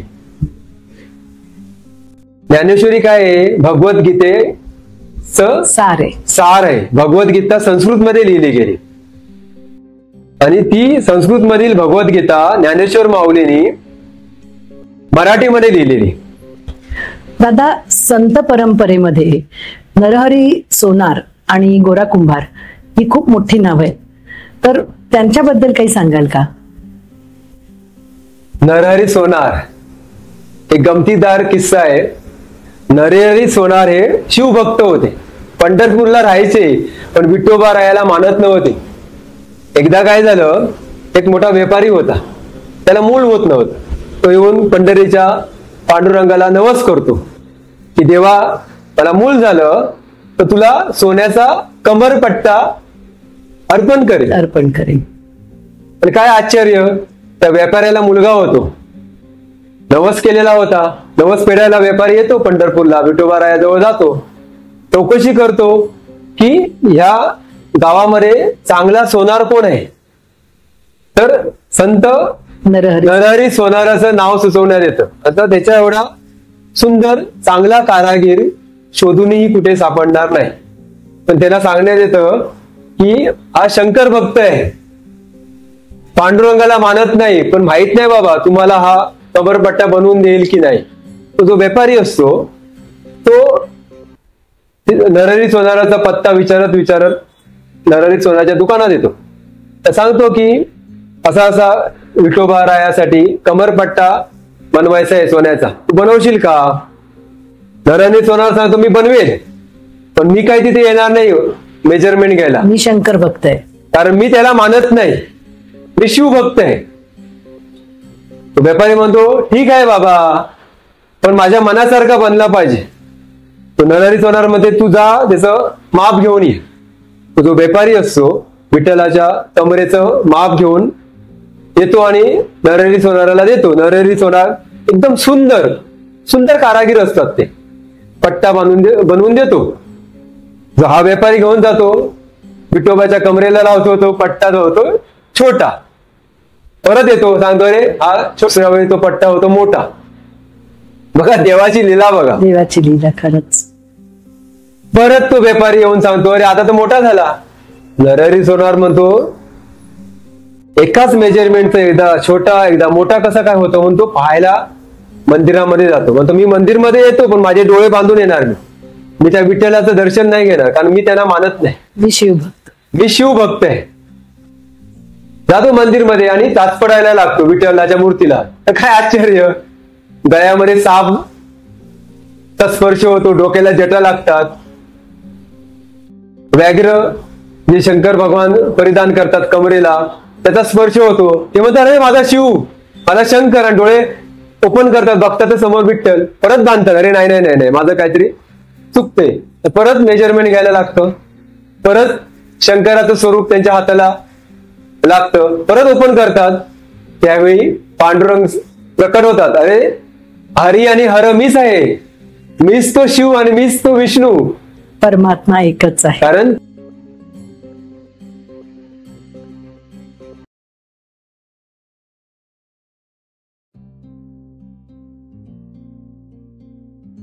परमात्मा हा एकच आहे जो कणाकणामध्ये आहे. त्यानंतर नरहरी सोनार विठ्ठल भक्त बनतात आणि समाज सुधारण्यासाठी बरीच सेवा केली आहे त्यांनी. तुमचा दुसरा प्रश्न होता गोरा कुंभार. गोरा कुंभार. गोरा कुंभाराची एक कथा सांगतो मी.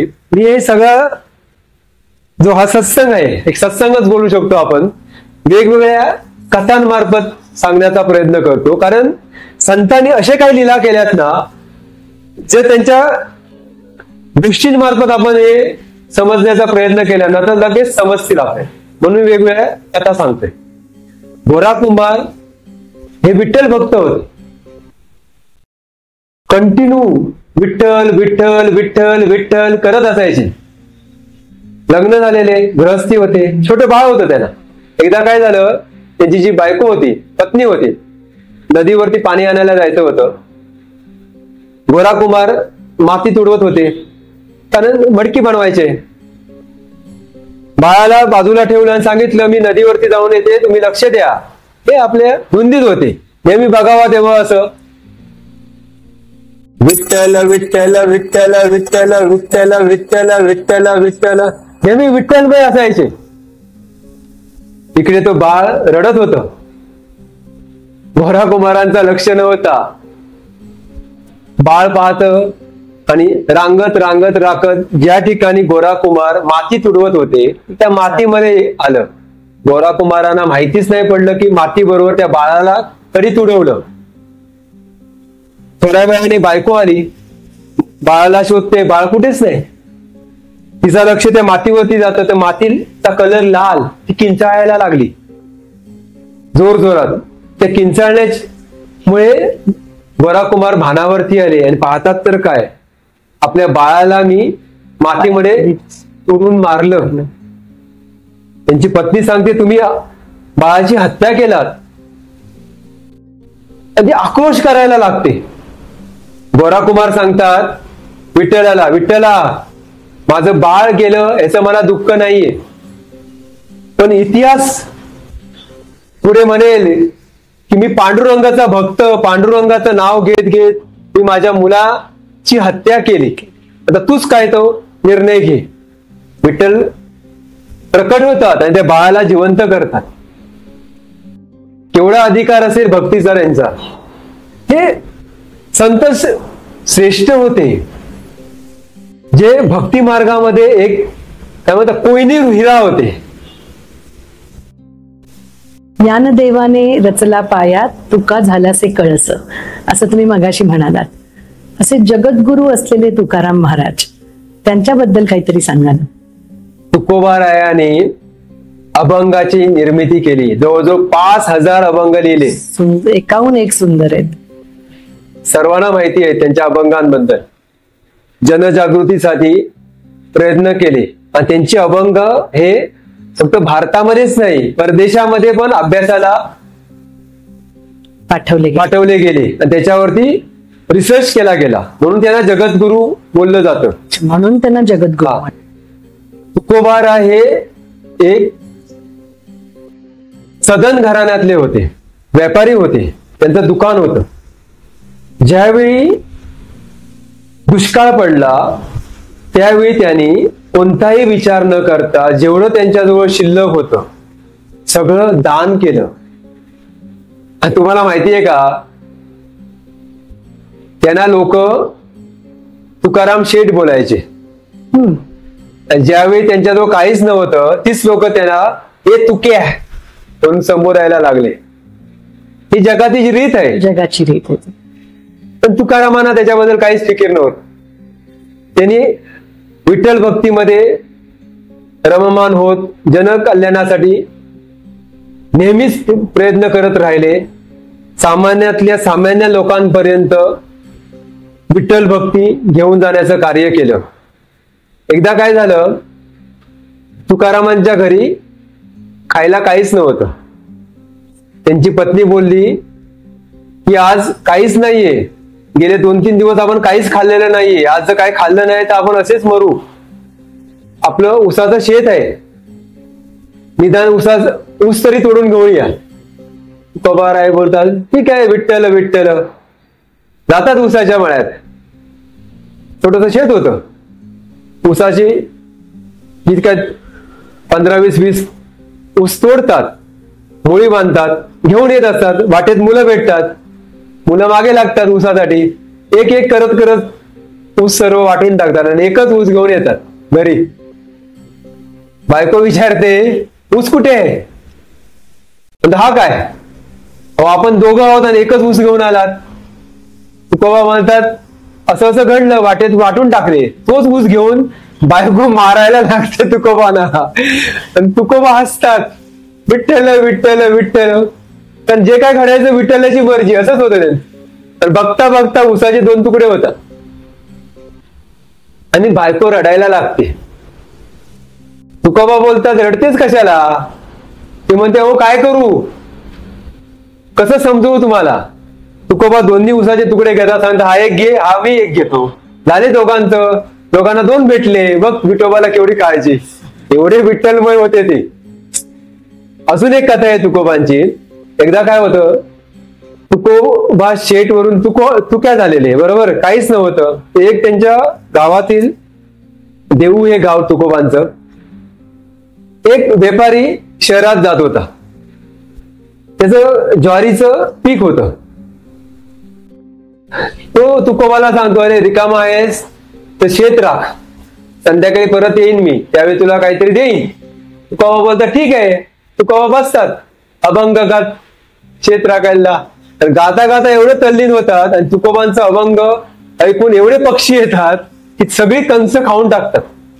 तो संध्याकाळी जो असतो, जो शेतकरी असतो, म्हणजे ज्या शेताचा मालक असतो, तो येतो आणि शिव्या द्यायला लागतो तुकोबांना. म्हणतो, हे काय केलं? तुकोबा म्हणतात, काय झालं? अरे मी तुला राखायला सांगितलेलं, हे तर सगळं अस्ताव्यस्त झालं, सगळ्या पक्ष्यांनी खाऊन टाकलं. आणि तो जाऊन गावचा जो मुखिया असतो, ते पंच असतात, तिथे जाऊन सांगतो की असं असं तुकोबाने केलंय म्हणून, मला नुकसान भरपाई पाहिजे म्हणून. दुसऱ्या दिवशी पंचांची सभा आयोजित केली जाते. पंच विचारतात त्या शेताच्या मालकाला की किती पीक होतं? ते म्हणतात 20 पोती होतं, मला हे भरपाई तुकोबा जवळून पाहिजे. तुकोबा म्हणतात, माझ्याजवळ फक्त घर आहे, बाकी काय नाहीये. तर पंच सांगतात, तुला ते घर तू द्यावं लागेल त्याला. तुकोबा म्हणतात, घेऊन टाका, देवा पांडुरंगाची केवढी मर्जी. रोज एक मनात विचार असायचा, घर आहे म्हणून घरी जावं लागायचं. आता ते पण नाही, म्हणजे विचार करा सर्व. काय बोलणार तुकोबाला? तिसऱ्या दिवशी पंच जो असतो, तो त्या शेताच्या व्यापाऱ्याला, जो असतो शेताचा मालक असतो, त्याला सांगतो की किती गोणी होतात बघ. तू म्हणतो 20 गोणी आहे. सर्व गाव येतं, ते कणस तोडलं जातं. आणि काय आश्चर्य, हा शेताचा मालक सांगत होता 20 गोणी, 40 गोणी पीक निघतं. तुकोबा म्हणतात, अरे 40 गोणी आले कुठून? पंच सांगतात त्या मालकाला, तू बोललेला 20 गोणी, आता ही 20 गोणी जी आहे ती तुकोबांच्या घरी पाठव. तुकोबा बोलतात, माझं नाहीये ते, माझ्या वाट्याचं पक्षी खाऊन गेले, हे मला नकोय. म्हणजे का केवढा निस्वार्थपणा. आजकालच्या जगामध्ये काय होईल, खाली 100 रुपयाची नोट पडलेली असेल, आपली नसेल तरी म्हणतात नाही नाही माझीच आहे, त्याच्यावरती भांडणं करतात. आणि इकडे 20 गोणी पीक जे असतं सांगतात माझं नाही, काही नव्हतं त्यांच्याकडे, काहीच नव्हतं, पक्षी माझ्या वाट्याचं घेऊन गेले. केवढा त्यांचा उदारवाद असेल. म्हणजे विचार करू शकतो आपण तुकोबांची काय स्थिती असेल भक्तीची. खरंय. तुकोबांच्या गाथांबद्दल सांगा ना. तुकोबा गावोगावी जाऊन अभंगांच्या माध्यमातून समाज प्रबोधन करत होते. अनेक अभंग त्यांनी रचले, जवळजवळ 5000 अभंग त्यांनी रचले. अजून एक कथा सांगतो. अशाच एका गावामध्ये गेलेले ते, त्यांचं प्रवचन होतं, संध्याकाळचं कीर्तन चालायचं. कीर्तनामध्ये अभंग घ्यायचे ते वेगवेगळे आणि अभंगांच्या माध्यमातून समाजाला बोध द्यायचे. तर त्या गावामध्ये गेल्यानंतर तिथे एक शिवबा कासार नावाचा व्यक्ती होता, जो कधीही देव वगैरे नास्तिक प्रवृत्तीचा होता आणि फक्त आपल्या फायद्याचा बघायचा. व्यापार होता त्याचा छोटासा, रुबीचा व्यापारही होता तो. कधीही कुठे जायचा, तुकोबा नेहमी त्याची आठवण करायची, अरे शिवबा कासाराला बोलवा, तो येत का नाही म्हणून. शिवबाला लोक सांगायची, तुकोबा नेहमी तुझी आठवण करतात. शिवबा म्हणायचा, मी काय येणार नाही, तिथे काय करू, माझा वेळ कशाला फुकट घालू म्हणून. एकदा एक काय होतं ते तुकोबांचं प्रवचन ऐकायला, सत्संग ऐकायला एक गरीब ब्राह्मण जात असतो. तुकोबांना एकदा त्या ब्राह्मणाची दया येते. तुकोबा एक दगड देतात ब्राह्मणाला, सांगतात जा आणि लोखंडाला लाव, सोनं होईल बघ. आश्चर्य हो, चमत्कार होतो. ब्राह्मण तो दगड लोखंडाला लावताच क्षणी लोखंडाचं सोनं बोलतं. आणि ही गोष्ट शिवबा कासारला समजते. शिवबा म्हणतो काहीतरी चमत्कार आहे या माणसामध्ये, देवत्व आहे, भेटलंच पाहिजे. शिवबा स्वार्थाच्या नावाखाली किंवा स्वार्थापोटी तुकारामांचं दर्शनाला येतात, सत्संग ऐकायला यायला लागतो. आणि सत्संग ऐकता ऐकता कधी परिवर्तन होतं, कधी साफसफाई होते त्याला समजतच नाही. एक दिवस काय होतं, शिवबा जी रुबी होती ती रुबी मुंबईमध्ये पाठवायची असते एका व्यापाऱ्याला. शिवबा बैलगाडी भरून रुबी जी काय व्यापारानिमित्त मुंबईला पाठवतो. मुंबईला गेल्यानंतर तिथला जो व्यापारी असतो तो सांगतो मी तर रुबी मागवली, चांदी कशी काय आली? ती गाडी परत पाठवण्यात येते. शिवबा म्हणतो अरे मी तर रुबी पाठवली, चांदी कशी काय बनली? शिवबाला समजतोय तुकाराम महाराजांनी काहीतरी चमत्कार केले. ती चांदीची गाडी घेऊन जातो तुकोबांजवळ, सांगतो हे माझी नाहीये, कारण परिवर्तन झालेलं, मंथन झालेलं. सुरुवातीला शिवबा स्वार्थी होता, पण तुकारामांच्या सानिध्यात राहून म्हणून संतांची संगत महत्वाची असते. सगळी जी घाण असते ती निघून जाते विकारांची. शिवबा आता एक चांगला सज्जन व्यक्ती बनलेला. सगळी चांदी सांगतो ही माझी नाहीये. तुकाराम म्हणतात ही चांदी गोरगरिबांच्या कल्याणासाठी वापर. शिवबा कासाराची विहीर म्हणून अजून पण प्रसिद्ध आहे. सांगितलं विहीर खण, आणि त्याचं पाणी सगळ्या जाती धर्माच्या लोकांना द्यायला सुरुवात कर. त्या काळी विहिरीचं पाणी काही ठराविक नाही द्यायचे, जातीच्या लोकांना दिलं जात नव्हतं. आणि शिवबा कासाराची विहीर सगळ्यांसाठी ओपन होती. असंच अजून एक शिवबा कासाराचं उदाहरण आहे. शिवबा कासार व्यापारानिमित्त बाहेर गेलेले. शिवबा कासाराची जी पत्नी होती, बायको होती, कपटी होती, दुष्ट प्रवृत्तीची होती. खूप राग यायचा तुकोबांचा. कधी मौका मिळतो आणि तुकोबांना मारते असं तिला होत होतं सारखं सारखं. एवढं तिला राग होता तुकोबांचा. शिवबा एकदा काही कामानिमित्त बाहेर गेलेला. तुकोबा जिथे होते तिथे ही शिवबाची बायको पोचते आणि तुकोबांना सांगतात की आज तुम्हाला माझ्या घरी जेवायला यायचंय. तुकोबा म्हणतात की सत्संग झालं की येतो. कपट बघा केवढं असतं ते. शिवबाची बायको इथे उकळतं पाणी बनवून ठरते. त्या काळात एक परंपरा होती, जर कोणी आपल्या घरी पाहुणा आला, अतिथी आला, तर सुरुवातीला त्याला आंघोळ घातली जायची आणि नंतर जेवण दिलं जायचं. तिने कट कारस्थान करून ठेवलेलं. तुकोबा येणार, ज्यावेळी आंघोळ करणार त्यावेळी एक उकळतं पाणी मी त्यांच्या अंगावरती ओतणार आणि त्यांना मारणार, त्यांचा खून करणार. लक्षात घ्या. तुकोबांचं सत्संग झाल्यानंतर तुकोबा येतात. आल्यानंतर ती बायको सांगते शिवबा कासाराची की दगडावरती बसा, आंघोळ घालते मी तुम्हाला. ते उकळतं पाणी घेऊन येते आणि अंगावरती ओतते. ज्या क्षणी ते उकळतं पाणी तुकोबांच्या अंगावरती पडलं जातं त्या क्षणी तुकोबांच्या तोंडातून शब्द निघतात. जळली तीरे काया, लागला वनवा, धावरे पांडुरंगा माय बापा. जळली तीरे काया, त्या पाण्याने जळतय जसा वनवा पेटतोय जंगलामध्ये. पांडुरंगा धाव.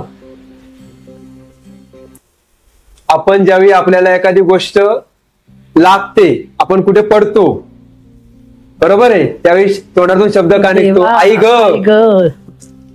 तुकोबांच्या तोंडातून काय बाहेर पडतं? पांडुरंगा. म्हणजे विचार करा, पांडुरंगाला ते आपली आई मानत होते. जळली तीरे काया, लागला वनवा, धावरे पांडुरंगा माय बापा. साक्षात पांडुरंग प्रकट होतात आणि जे उकळतं पाणी होतं ते बर्फासारखं थंड होतं. शिवबा कासाराची बायको हे बघून हैराण होते, चमत्कार बघून, पण तरी पण तिच्या मनातील दुष्ट हेतू जात नाही. ती ठरवते आज तुकोबाला मारलंच पाहिजे. तुकोबा येऊन जेवायला बसतात आणि ही काय करते, जेवणामध्ये विष मिक्स करते. तुकोबा राय विषाने भरलेलं अन्न ग्रहण करायला लागतात. तुकोबांवरती विषाचा काहीही परिणाम होत नाही. तुकोबा राय जेवण ग्रहण करून प्रणाम करून निघून जातात आणि इकडे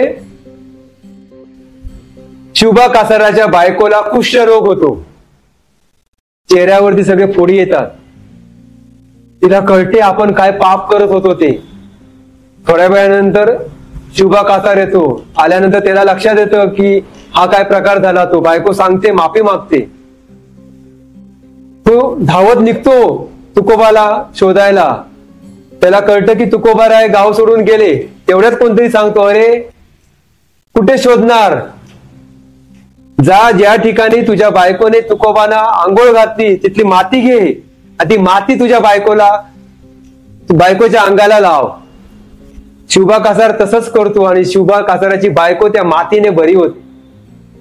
बघा भक्तीचा केवढा मोठा अधिकार तुकोबांचा. दादा, आपण तुकोबांबद्दल बोलतोय आणि आपण विमानाबद्दल नाही बोलायचं, असं तर होऊच शकत नाही. ती जरा गोष्ट सांगा ना. तुकोबा रायांनी ज्यावेळी शरीर सोडलं, असं बोललं जातं की साक्षात पुष्पक विमान त्या ठिकाणी त्यांना घ्यायला आलेलं. लक्षात घ्या, एक संत, आपण तुकोबांना एक सिद्ध योगी बोलू. भक्ती योगामध्ये ते उच्च अवस्थेमध्ये होते. ज्यावेळी त्यांची ऊर्जा मूलाधारवरून आज्ञाचक्रावरती आली, त्यावेळी पांडुरंगाने त्याला सांगितलं, तुकोबा तुझा गुरु नाहीये, तुला गुरु मंत्र घ्यावा लागेल आज्ञा ते सहस्रार चक्रचा प्रवास पूर्ण करायला. त्यावेळी तुकोबानी पांडुरंगाला विनंती केली की मला गुरुमंत्र देण्यासाठी गुरुमार्ग दाखवा. त्याच रात्री स्वप्न अवस्थेमध्ये तुकोबा रायांना गुरुमंत्र देण्यात आला, जय जय रामकृष्ण हरी. हा गुरुमंत्र कोणी दिला? चैतन्य बाबाजी, महावतार बाबाजी. महावतार बाबाजी हे गुरु होते, तुकारामांचे गुरु होते, ज्यांनी स्वप्नात येऊन त्यांना मंत्र दीक्षा दिली. गुरु शक्तिपात दीक्षा देताना 3 प्रकारे देतो. एक स्पर्श करून, दुसरं डोळ्यामध्ये डोळे घालून, तिसरं मंत्राच्या मार्फत. आणि महावतारांनी मंत्राच्या मार्फत तुकोबांना मंत्र दीक्षा दिली, जय जय रामकृष्ण हरी. आणि या रामकृष्ण हरी मंत्राने त्यांचा आज्ञा ते सहस्रार चक्राचा प्रवास पूर्ण झाला. म्हणून त्या ठिकाणी पुष्पक विमान प्रकट झालं. हे स्थूल अवस्थेत नाहीये, लक्षात घ्या. हे काही असं विमान प्रकट झालं असं नाहीये. हे त्यांची जर्नी कंप्लीट करण्यासाठी जे सूक्ष्म अवस्थेमध्ये आहे. लोकांना हे समजणार नाही, कारण वारकरी संप्रदायाची जोडलेली ही लोक, सामान्य लोक जे भक्ती मार्गामध्ये. विमान हा शब्द वापरला गेलाय ना त्याच्यामध्ये. विमान हा शब्द वापरला गेला. विमान मार्ग तुम्हाला माहिती असेल, योगानंदानी योगी कथामृत मध्ये एक वाक्य बोललेत, ज्ञान मार्ग, भक्ती मार्ग, कर्म मार्ग हे सगळे बैलगाडी प्रमाणे आहेत आणि क्रियायोग हा विमान मार्ग आहे. ते हे विमान मार्ग का वापरला गेला? कारण एकच नाडी, 72,000 नाडी आहेत जे आपले प्राणमय कोशामध्ये आहेत. आणि 72,000 नाडींमधली एकच नाडी, सुषुम्ना नाडी, जी आज्ञापासून सहस्रार पर्यंत जाते, तर ती नाडी पूर्ण करायला विमान मार्ग हा शब्द वापरला जातो. त्यांनी बाबाजींनी येऊन त्यांना मंत्र दीक्षा देऊन करून शेवटची सीडी जी आहे ती पार केली. रामकृष्ण परमहंसना पण शेवटची सीडी पार करायला तोतापुरी महाराजांना यावं लागलं. रामकृष्ण परमहंस जी भक्ती मार्गामध्ये होते, पण ते आज्ञाचक्रामध्ये स्थिर होते, वरती त्यांना जाता येत नव्हतं. साक्षात काली त्यांच्याशी गप्पा मारायची. लोकांना वाटायचं केवढे महान योगी आहेत, पण त्यांना माहिती होतं 7वी शिडी अजून बाकी आहे. रामकृष्ण परमहंसची 7वी शिडी पुरी करायला तोतापुरी महाराज आलेले. त्याने सांगितलं की तुला 7वी शिडी पार करावी लागेल, नाही तर परत जन्म मृत्यूच्या पंजात पडशील. रामकृष्ण परमहंस तयार होतात. ते विचारतात की ही मी कशी करू. तोतापुरी महाराज म्हणतात की ज्याप्रमाणे तू कालीला आणलंस, ज्या भावमय कोशामधून, तिथूनच तुला तलवार आणावी लागेल आणि कालीचं मुंडकं धडा वेगळं करावं लागेल. रामकृष्ण परमहंस विचारतात, मी माझ्या आईचं धड वेगळं करू, काय बोलताय तुम्ही. तोतापुरी महाराज सांगतात ते तुला करावंच लागेल. तर ही आई तुझी, काली तुझी, ते भावकोशातली आहे, रिअल मधली नाहीये. लक्षात घ्या, रिअल मधली नाहीये. सगळा भ्रम होता तो. जसं जशी ती ऊर्जा आज्ञावरती यायची, आज्ञावरती आल्यानंतर रामकृष्ण परमहंस तल्लीन व्हायचे कालीच्या संभाषणामध्ये आणि विसरून जायचे तलवार आणायचे. तोतापुरी महाराजांचा परतीचा दिवस जवळ आला. ते म्हणतात मी आता उद्या निघणार, तुला आजच काय ते करावं लागायचं. तर रामकृष्ण परमहंस बोलायला लागले, आता तुम्हीच काय ते मार्ग सुचवा, मला समजत नाहीये मी इथून वरती कसा जाऊ. त्यावेळी तोतापुरी महाराज सांगतात, ज्यावेळी तुझी काली इथे येईल त्यावेळी मी इथे घाव करेन, त्या क्षणी तुला भाव विश्वातून तलवार आणून कालीचं मुंडकं वेगळं करावं लागेल. तोतापुरी महाराज एक काचेची बाटली घेतात, फोडतात. जशी जशी तल्लीन व्हायला लागतात रामकृष्ण परमहंस ते इथे घाव करतात काचेचा, जखम होते. त्या क्षणी भावकोशातून रामकृष्ण परमहंस तलवार घेऊन कालीचं धड वेगळं करतात आणि त्याच वेळी त्यांना 6 तासाची समाधी लागते. आणि त्यांचा जो मार्ग असतो आज्ञा ते सहस्रार ओपन होतो. म्हणून मी नेहमी सांगत असतो की जे काही चमत्कार असतात ते सगळे आज्ञाचक्राच्या खालचे असतात. ऍक्च्युअल तुम्हाला जो मोक्ष हवा असेल तर आज्ञा तो सहस्रार मार्ग पूर्ण झाला पाहिजे.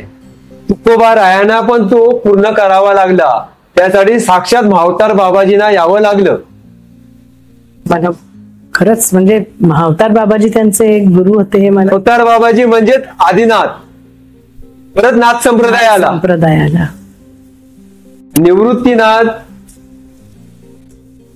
ज्ञानेश्वर माऊली, मुक्ताई, हे सगळं नाथ संप्रदायाशी जोडलेले नाळ आहे.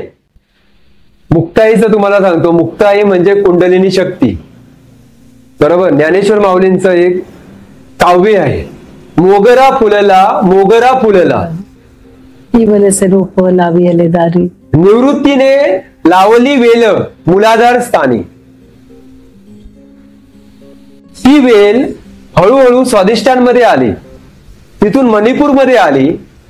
मणिपूर चक्र निर्मितीचे स्थान आहे. मणिपूर वरून अनाहत मध्ये आली, या ठिकाणी विश्वाचे पालनहार विठोबा राय बसलेत, विष्णू बसलाय, विष्णू ग्रंथी आहे तिथे, विष्णू ग्रंथी. तिथून ती विशुद्धी स्थानी आली, जिथे शिवशक्ती विराजमान आहेत. तिथून बिंदू चक्रामार्फत आज्ञाचक्रावरती आली आणि ती वेल फुलत फुलत फुलत सहस्रारमध्ये गेली आणि त्या ठिकाणी साक्षात ब्रह्मांडामध्ये, म्हणजे ब्रह्मांडचा जो विश्वनायक आहे, परमेश्वर आहे, त्याच्यामध्ये विलीन झाले. मोगरा फुलला मोगरा फुलला. तीच जे बीज आहे मोगऱ्याचं, जी कुंडलिनी आहे, तीच मुक्ताई आहे. तर तीच परमेश्वरामध्ये जाऊन विलीन होते. युगे 28 विटेवरी उभा असं आपण नेहमी म्हणतो, पण पुंडलिकाचं आणि विठोबांचं ती काय गोष्ट आहे? चांगला प्रश्न आहे. पुंडलिक हा कृष्ण भक्त होता. आई वडील आणि पत्नी बरोबर राहत होता आणि हा पत्नी वेडा होता. आपल्या बायकोवरती एवढा प्रेम करायचा तर त्याला कधी कधी त्याला त्यांच्या आई वडिलांचा पण विसर पडायचा. आणि बायको एवढी स्वार्थी होती की पुंडलिकाला ती सोडायला तयारच नव्हती. असेच दिवस जात होते. आई वडिलांचं वय वाढत होतं. एक दिवस आई वडिलांनी पुंडलिकाला सांगितलं की बाळ पुंडलिका, आम्हाला काशी यात्रा करो, प्रयागराजला जायची इच्छा होते. पुंडलिक म्हणतो मुलाचं कर्तव्य आहे, आई वडिलांना तीर्थयात्रा केली पाहिजे. तो आपल्या बायकोला सांगतो की आई बाबांची इच्छा आहे, त्यांना मला घेऊन जावं लागेल. तर ती सांगते मी तुला तुझ्या आई वडिलांना न्यायला देणार नाही. पुंडलिक सांगतो की न्यावंच लागणार मला. तर ते बायको म्हणते मग मला पण घेऊन जावं लागेल. पुंडलिक खुश होतो कारण तो बायकोशिवाय राहूच शकत नव्हता. पण बायको सांगते तुला मला उचलून घ्यावं लागेल. पुंडलिक सांगतो हरकत नाही. म्हातारे आई बाबा चालतायत आणि पुंडलिक आपल्या बायकोला वरती घेऊन चालतोय. चाललंय यात्रेला प्रयागराज आणि वाराणसीला. जाता जाता मध्ये एका ठिकाणी थांबतात. परत पुढे यात्रा सुरू होते. असं करत करत चालत असतात. आई बाबा म्हातारे असल्यामुळे थकतात. ते म्हणतात बाळा पुंडलिका, आम्हाला चालवता येत नाहीये, आम्ही थकलोय. पुंडलिक काय करतो, आई वडिलांना दोरीने बांधतो आणि दोघांना पण कमरेला बांधून फरफडत घेऊन येतो. बायको खांद्यावरती आणि आई बाबांना फरफडत घेऊन चाललाय. बिचारे काय करणार आई बाबा, ते रशीला पकडून बसलेत मागे. ओढत ओढत पुंडलिक धष्टपुष्ट होता, एकदम तेलवान होता. घेऊन चालू होतो. वाटेत एक आश्रम लागतो. तिथे थांबण्याचा निर्णय घेतात, काही काळासाठी, काही दिवसांसाठी आराम मिळेल म्हणून. तर पुंडलिक रात्री असा आश्रम मध्ये आराम करत असो. तो पाहतो तर काय, 4 बायका त्या आश्रम मध्ये येतात रात्रीचे. येताना एकदम साड्या घालून, दागिने घालून येतात. आल्यानंतर आतमध्ये कपडे चेंज करतात आणि सामान्य कपडे घालून पूर्ण आश्रमाची साफसफाई करतात. परत जाताना ते चांगले कपडे दागिने घालून निघून जातात. पुंडलिक म्हणतो हा काय प्रकार आहे, त्याच्या लक्षात येत नाही. दुसऱ्या रात्री तेच, तिसऱ्या रात्री परत तोच प्रकार बघितल्यानंतर जाताना पुंडलिक त्या 4 बायकांना थांबवतो. विचारतो की तुम्ही येताना एवढे चांगले कपडे घालता, दागिने घालून येता, सगळं फाटके कपडे घालून आश्रमाची साफसफाई करता आणि परत जाता, आम्हाला माझ्या काही लक्षात येत नाहीये, असं का करता? तिथे 4 ज्या बायका असतात ते सांगतात आम्ही 4 नद्या आहोत, गंगा, जमुना, सरस्वती आणि नर्मदा. त्या बोलतात लाखो लोक आमच्या नदीच्या पात्रामध्ये येऊन आपले जे काही विकार असतात ते सोडतात आणि त्या विकारांमुळे आम्हाला एवढा त्रास होतो की त्या विकारांचं ज्वलन करण्यासाठी आम्ही इथे येतो आणि ह्या आश्रमची साफसफाई करतो. पुंडलिक म्हणतो त्या विकारांचा आणि इथल्या आश्रमाचा काय संबंध? ते म्हणतात तुला माहिती आहे का, हे जे संत आहेत, महात्मा आहेत, त्यांनी त्यांच्या आई वडिलांची एवढी सेवा केली आहे की ती सेवामुळे त्यांचं एवढं मोठं संचित आहे. त्या संचितामुळे आमची पाप नष्ट होतात, म्हणून आम्ही इथे येतो. पुंडलिकाच्या लक्षात येतं की आई वडिलांची सेवा करणं किती महत्वाचं आहे. दुसऱ्या दिवशी तो सांगतो आई बाबांना की तुम्ही माझ्या खांद्यावरती बसा, मी तुम्हाला पुढच्या यात्रेला माझ्या खांद्यावरून घेऊन जाणार. बायको येते भांडण करायला, पहिलं आई वडिलांना खाली उतर, मी बसणार. पुंडलिक सांगतो तुला यायचं असेल तर ये, ना तर येऊ नको. बायकोच्या लक्षात येतं आता काय आपलं चालणार नाहीये, गपचूप चालत त्यांच्या बरोबर जाते. तर पुंडलिक आई वडिलांना यात्रा करून परत पंढरपूरला येतात. ही एक कथा झाली. दुसरी पुंडलिकांची कथा आहे. एकदा काय झालं, द्वारकाधीश वृंदावनला जातात. वृंदावनला गोपिकांना भेटायला, राधेला भेटायला. बरेच दिवस झाले तरी परत येत नाही. रुक्मिणी म्हणते आई लोक गेले कुठे? बघायला जातात तर द्वारकाधीश गोपिकांमध्ये आणि राधे बरोबर मग्न. रुक्मिणीला राग येतो. शेवटी नवरा बायकोचं नातं, जलसी म्हणतात ना. रुक्मिणी रागाने पंढरपूरला येते. द्वारकाधीश म्हणतात आता काय खरं नाहीये. द्वारकाधीश पण तिची समजूत काढायला पंढरपूरला येतात. रुक्मिणीची समजूत काढतात.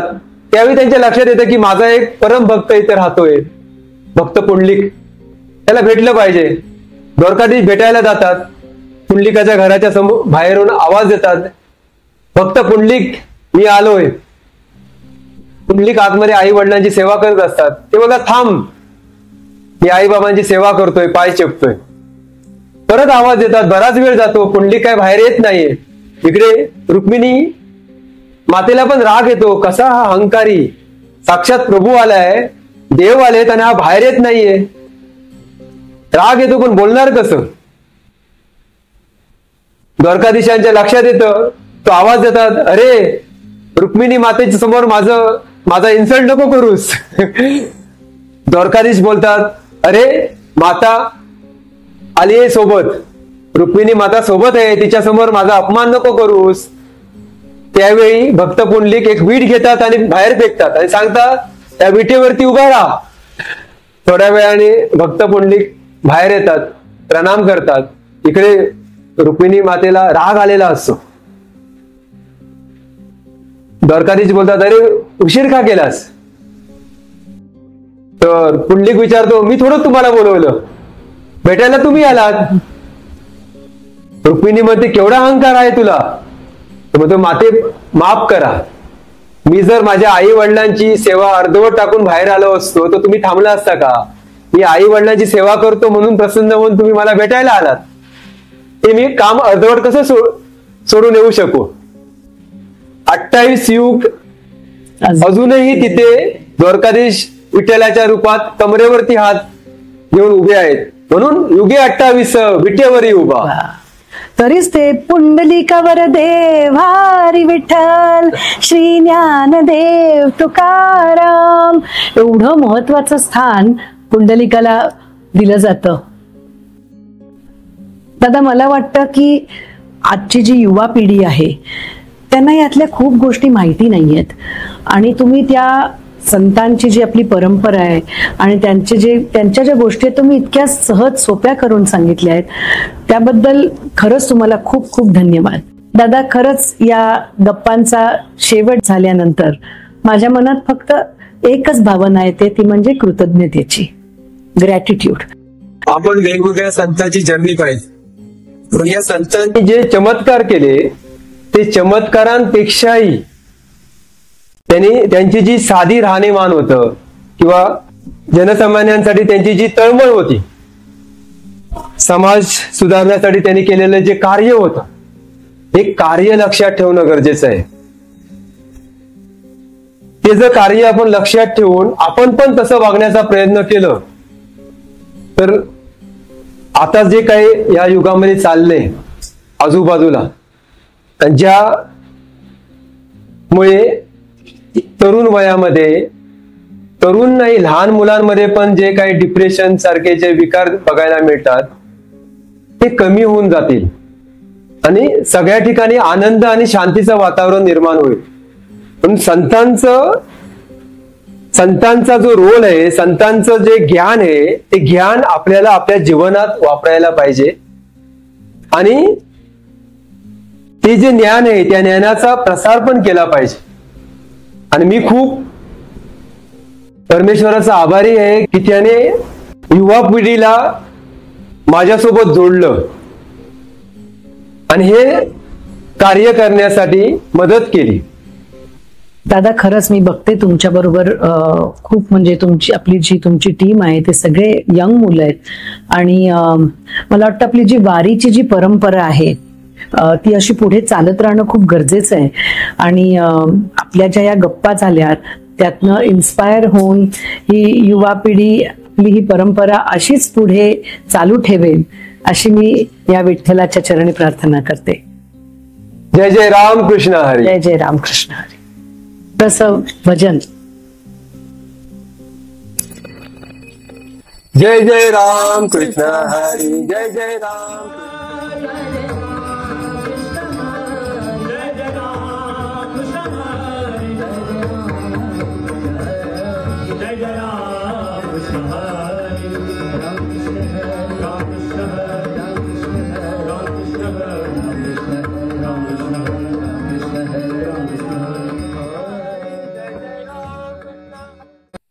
आनंद ओम.